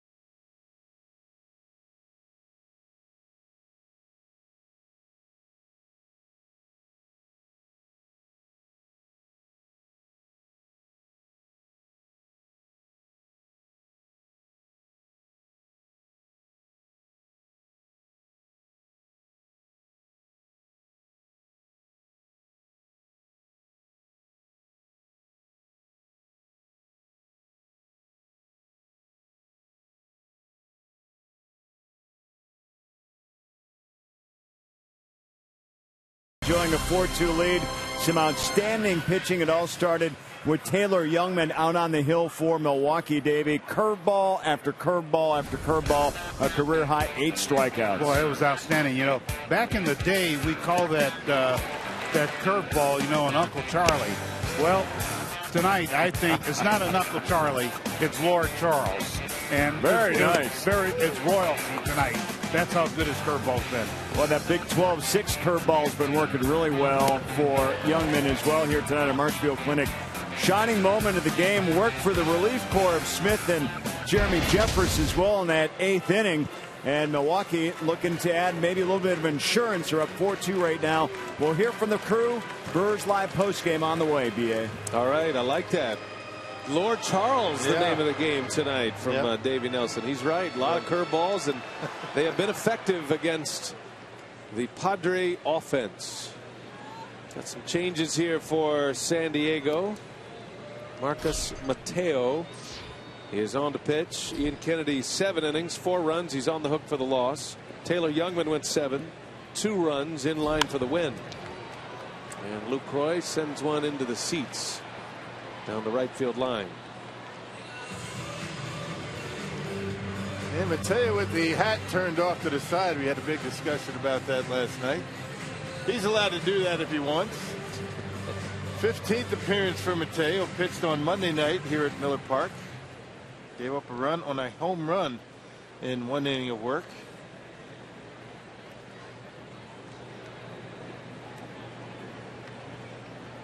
No balls and a strike on Lucroy. That one misses away. Give you the changes. Brought to you by Menards defensively. Melvin Upton stays in to play center. Venable goes to right field from center. And then Barmas enters at shortstop. Amarista was pinch hit for last inning. Lucroy gets jammed and a ground out to second for out number 1. A little frightening between innings. The very colorful San Diego Padres color man, Mark Grant, comes in with jump around.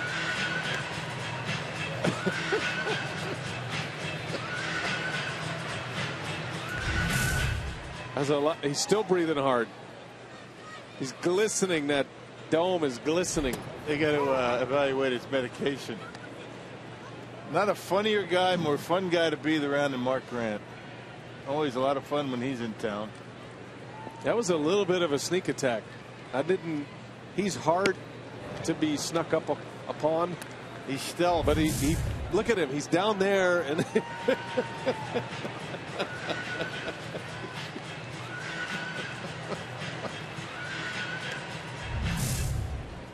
I was a little uncomfortable in my workspace, I got to tell you. That ball's deep. Ryan Braun sends that one way out of here. No, it's not. I beg your pardon. I thought that hit the scoreboard. I think Melvin Upton did too. I mean, that ball, my fault. Yeah, I think you and Melvin Upton out there in center field. It sounded like it hit the batter's eye. Melvin Upton gives up on it. That hit the base of the wall. Sure did. I mean, he gave up on it, thought it was out. An interesting play out there in center field by Upton. He should have probably caught that baseball. That is my bad. I apologize. So Braun with a double. That second time, Brawny, I guess, thought he hit one out of the ballpark his first time up. Down to the gap in right center. Now Venable made a good catch on him to maybe take a home run away. It was heading right toward the top of the fence. Don't know if it would have gone out or not. So the play-by-play guy's got Braun with 20 homers now, but he's actually only had 19. Well, Braun thought he had 21. First when he thought out, he had the tug of the jersey. I think that fooled everybody. I think what fooled everybody was the reaction of Melvin, or I should say Upton, in center field. He gave up on it, thought it was out. He's kind of turned and looked at it, and Braun got into his home run trot. And as Lynn draws the walk, and the ball hit the base of the wall. Once Braun saw it hit the wall, he started sprinting towards second base. He didn't realize that it had stayed in. But no excuses. That's a bogey on the broadcaster. Bringing you down, Ron. It's all right, man. My apologies. I've made many mistakes in this inning. You learn to get over them. When you don't make a lot of them, they kind of affect you. Here's Chris Davis now. A 2 on, 1 out. Good chance for the Brewers to add to their lead.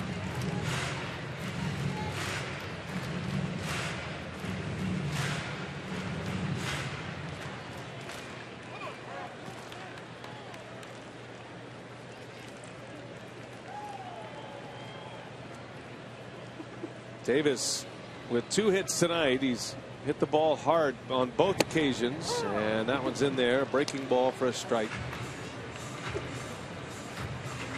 Marcos Mateo and his crooked hat. We had a conversation the other day when he pitched on Monday about whether that was, or what, at what point is it illegal to keep turning that hat. But as long as you have a hat on, you can wear it however you want. Yeah, it's up to the team to police that. I actually talked to Larry Vanover before yesterday's ball game about that, because it doesn't talk about anything about the hat in the rule book. There's Larry, very gracious in answering our questions. He's got his hat in the proper position. Right.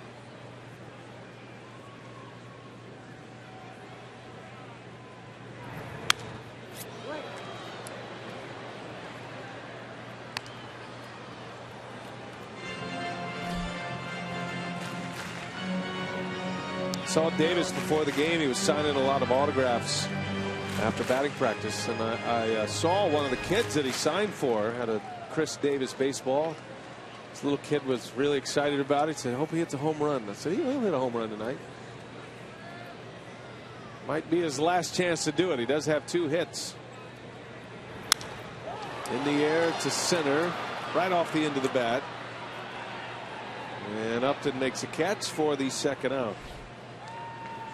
He did catch that one, right? Mm-hmm. Good. So 2 outs now. But you promised the kid a home run, didn't you? I didn't make any promises. You said he would. I said he might. How adamant were you? I wasn't real adamant. I said, "Hey, he might hit a home run tonight." Oh, okay. And then the kid said, "Well, that would be luck." Not discounting Chris Davis's home run ability, but the fact that he'd hit a home run, and because he signed the ball. And he was right. Gets schooled by a 7-year-old again. Here's Logan Schaefer. With Braun at second, Lind at first.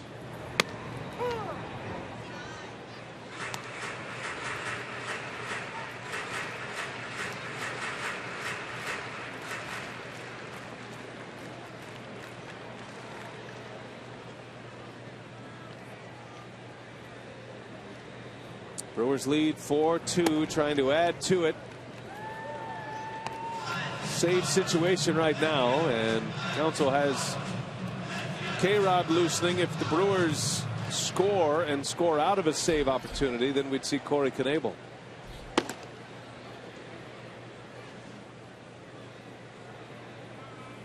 Two outs, and the 1-1 pitch. Schaefer takes a ball. I thought that was a strike. I think it looked like a strike. What does Foxtrack say about that pitch? Strike. He says it's a strike.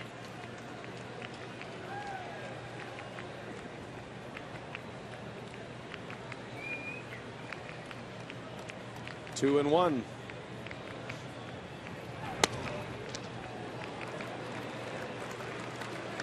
Schaefer getting the Albert Pujols treatment at the plate here tonight. Yeah, but they're not missing by much to Schaefer. He's got the count in his favor now, though. 3-1. Schaefer's had a couple of good at-bats off the bench. He came in to play defense last inning. This is not a pinch hit appearance, but his first at-bat.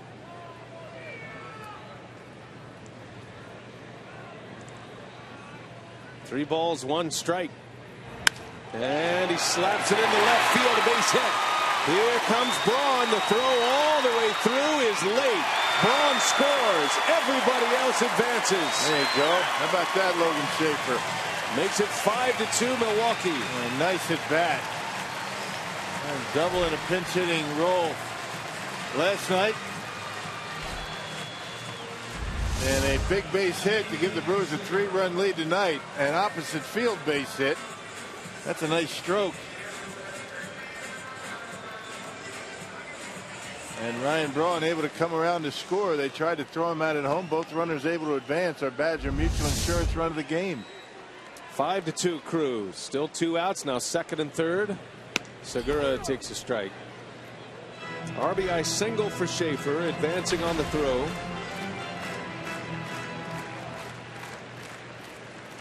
Brewer scored 4 in the first. A tack-on run here in the 8th.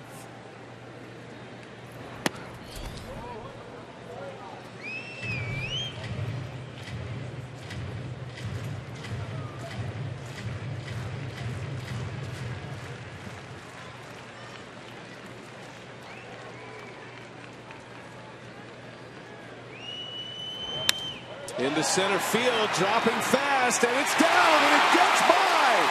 And now Segura has a chance. 2 runs are in.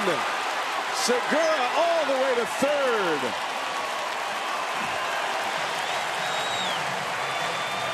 Gene Segura drives in a pair. Ends up at third base, and the Brewers lead 7-2. Well, that'll sit K-Rod down, and Gene Segura needed that right off the end of the bat. And Upton trying to come in, trying to save a couple of runs, but not much of an effort to keep it in front of him, and all the way to the wall. Segura all the way around to third base. I'm not sure it's going to be a single and an error or a triple. It'll be a single and a 2-base error on Upton. He's had a rough time out there in center field this inning. Yes, he has. And now Perez, little flare into right field. That's falling. That's down, a base hit. Another run is in. Segura scores. It is 8-2 Milwaukee on their 11th hit of the ballgame. Hernan Perez with an RBI single. Boy, what an inning for the Brewers. 4 runs have scored. I think that the young players that have come up and tried to make their mark have done a nice job in tonight's game. You know, Peterson with a couple of RBIs, Schaefer, now Perez, all playing a big part in giving the Brewers a nice comfortable lead here in the going into the 9th inning. Hector Gomez, pinch hitting, will take a strike. Brewers had a 4-run first and now a 4-run 8th. 4 hits and an intentional walk in this inning.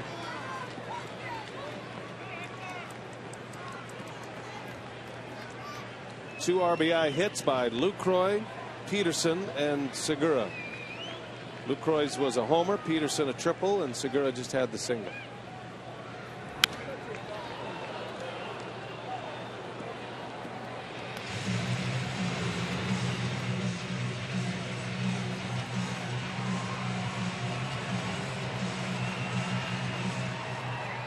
Eight to 2 Milwaukee. Padres got one in the 7th to make it a 2-run game, and the Brewers erupt here. Roller right to Solarte, and that is the inning. What an inning it was, though. Brewers come up with some big offense. RBIs from Shane Peterson, Segura, and Perez.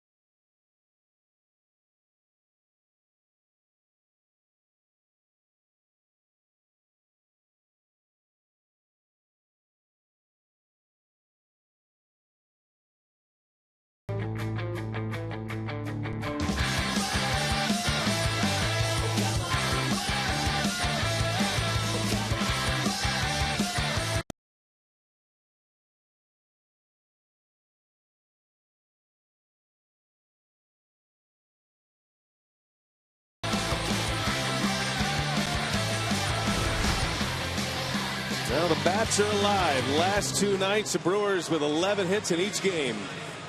And that's without playing a 9th inning. Marcos Mateo giving up 4 runs in the 8th. The Brewers now lead 8-2, and instead of Frankie Rodriguez for a save, Craig Counsell can get Corey Knebel on the mound. Yeah, pitched on Monday against these Padres, struck out the side in order in the 6th inning.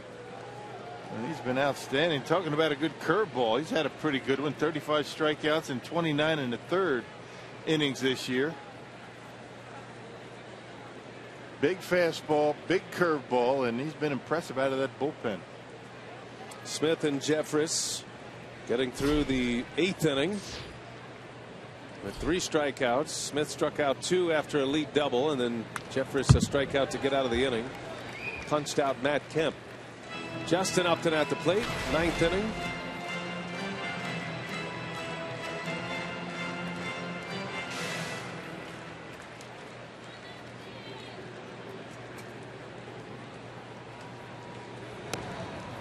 It's a big curveball by Knebel.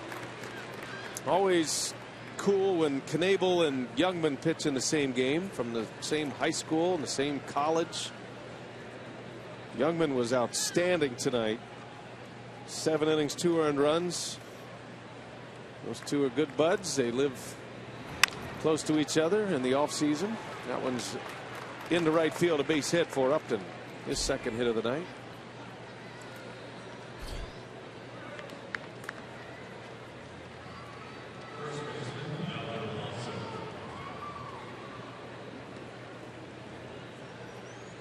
Up to now, Counsell has used Knebel in what they call low leverage situations, but he just continues to impress, and the better he pitches in spots like this, the more big innings he's going to get. He's done a nice job this year.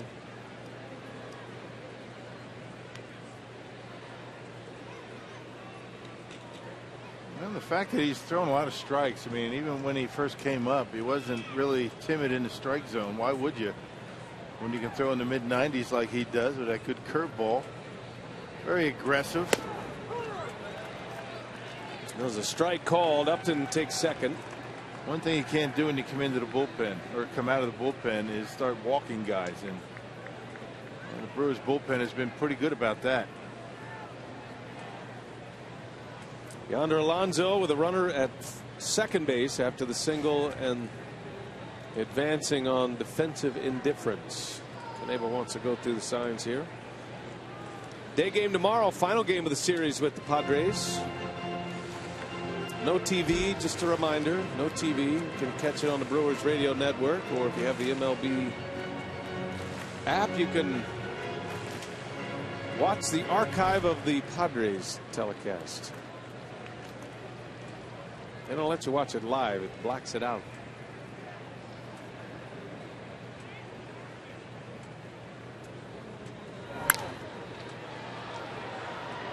Foul ball left field line into the seats. Rock and I will be back with you on Friday night. Cardinals are here. By the way, St. Louis tied their game against Cincinnati. They got an 8th inning run to tie it at 3. They're still playing right now. Cardinals and Reds are through 11 complete. Matt Carpenter is homered in that game.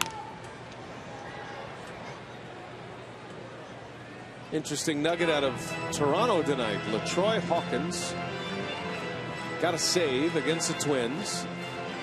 He played for the Twins for many years. The Twins were the only team he had not recorded a save against. So he's posted a save against every team in the major leagues, all 30. There you go. With a save tonight, Blue Jays beat the Twins 9-7.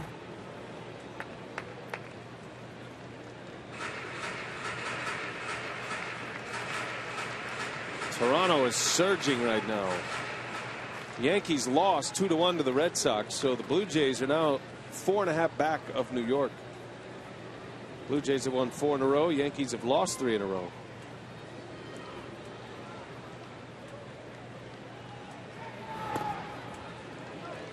big game in Pittsburgh tonight. The Pirates beat the Cubs 7-5 after the Cubs shut them out last night behind Jake Arrieta. Pirates come back to even that series with a win tonight. That Arrieta's something else, isn't he? Yeah, he saw him at Miller Park. He was something. He's got some Cy Young Award potential going on right now. Alonso skies one. Third baseman Perez. Ooh, makes a catch. Wasn't as easy as he thought. No, straight up, huh? First out of the inning for Knebel.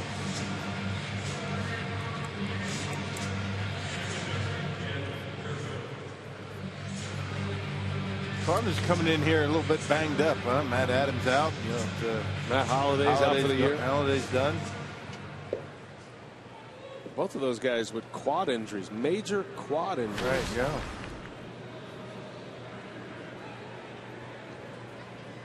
There's Jed Jerko with one away.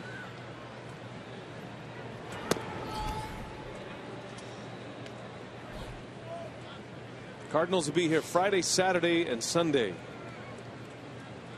We'll have the Friday and Sunday game on Fox Sports Wisconsin. Don't forget Saturday is on Fox Sports 1 national television. And off day on Monday, and then off to Wrigley Field. I'm excited to get back to Wrigley to see the changes. Brewers haven't been there since they opened everything up, all the scoreboards and the bleachers.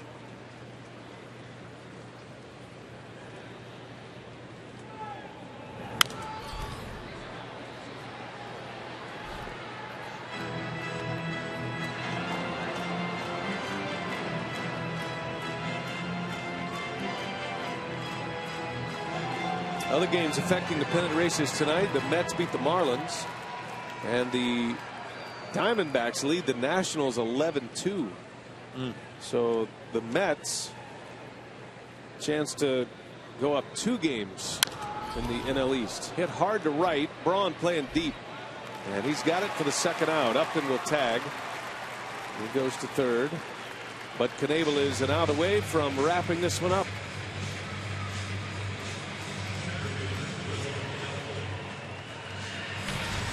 Mets have the longest winning streak in the big leagues now that the Cubs have lost. Mets have won 6 straight. They're going to take a 2-game lead in that division.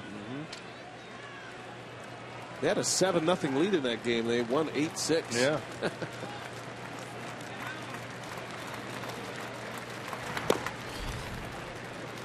Last hope for the Padres, Will Venable.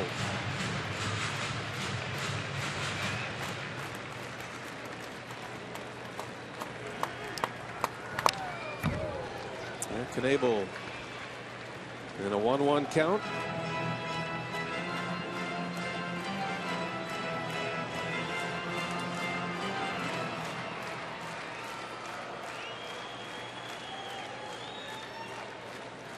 Good effort tonight for the Brewers after a loss on Monday as Venable drives one in the gap left center field. That is down, a base hit. It's going to bring in another run. Venable with 2 RBIs in this one. And both of them coming to the opposite field. He's got a pretty good opposite field stroke. Like that ball down in the strike zone. Here it is, out over the plate and just serving it out there into the gap.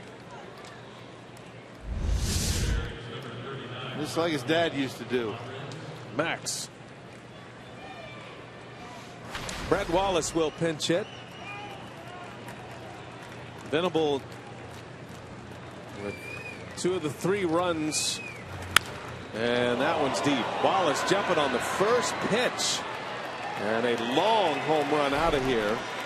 2-run home run for Brett Wallace, makes it 8-5. Knebel going along well, but the last 2 hitters get him for runs right at the end of the line, and now K-Rod will start to loosen up again. Yeah, no doubter, down and in, and Brett Wallace with number 3 on the season. Got big power. That's his hot zone, down and in.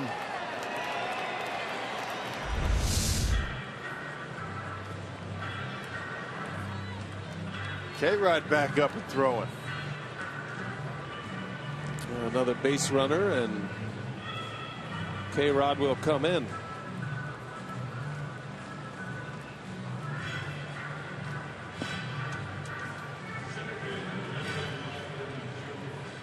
A pitch away from a scoreless ninth for Knebel.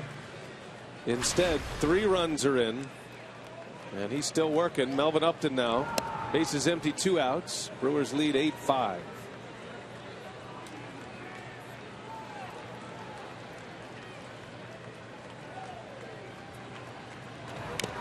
Good curveball. 1-1. That's been the story tonight. The theme of the night. The curveball of the Brewer pitchers, starting with Youngman and then Will Smith. Jeremy Jeffress had a good one tonight. Knebel getting a swing and a miss. 1-2 now.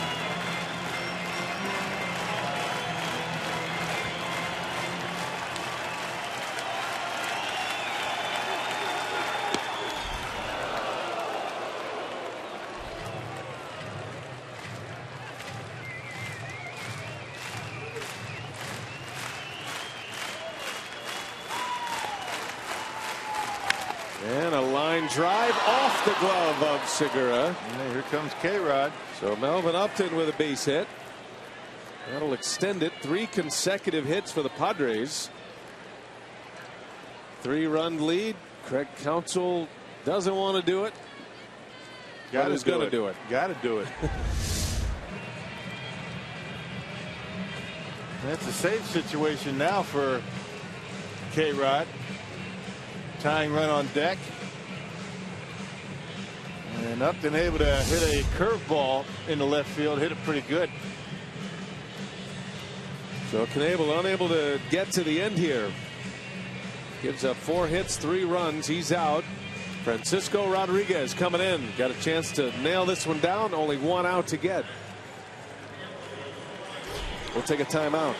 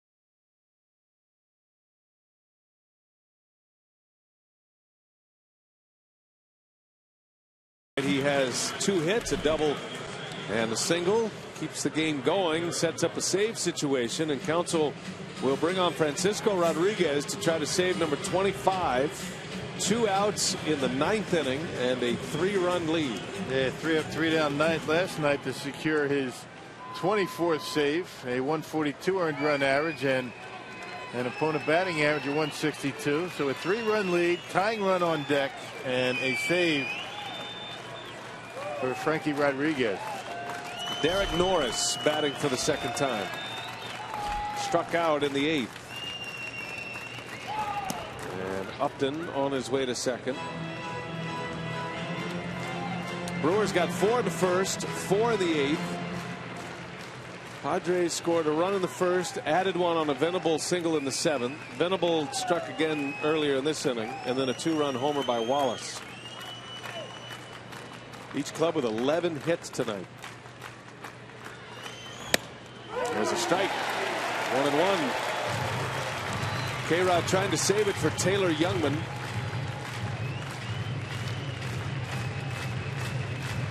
Runs coming in bunches tonight, right? Both teams.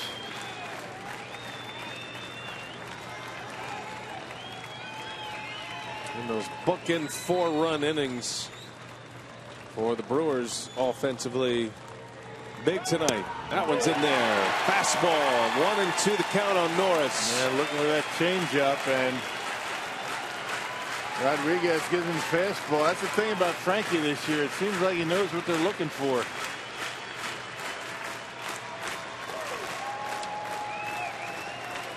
K-Rod is 5 saves away from 7th all time. He would tie Joe Nathan.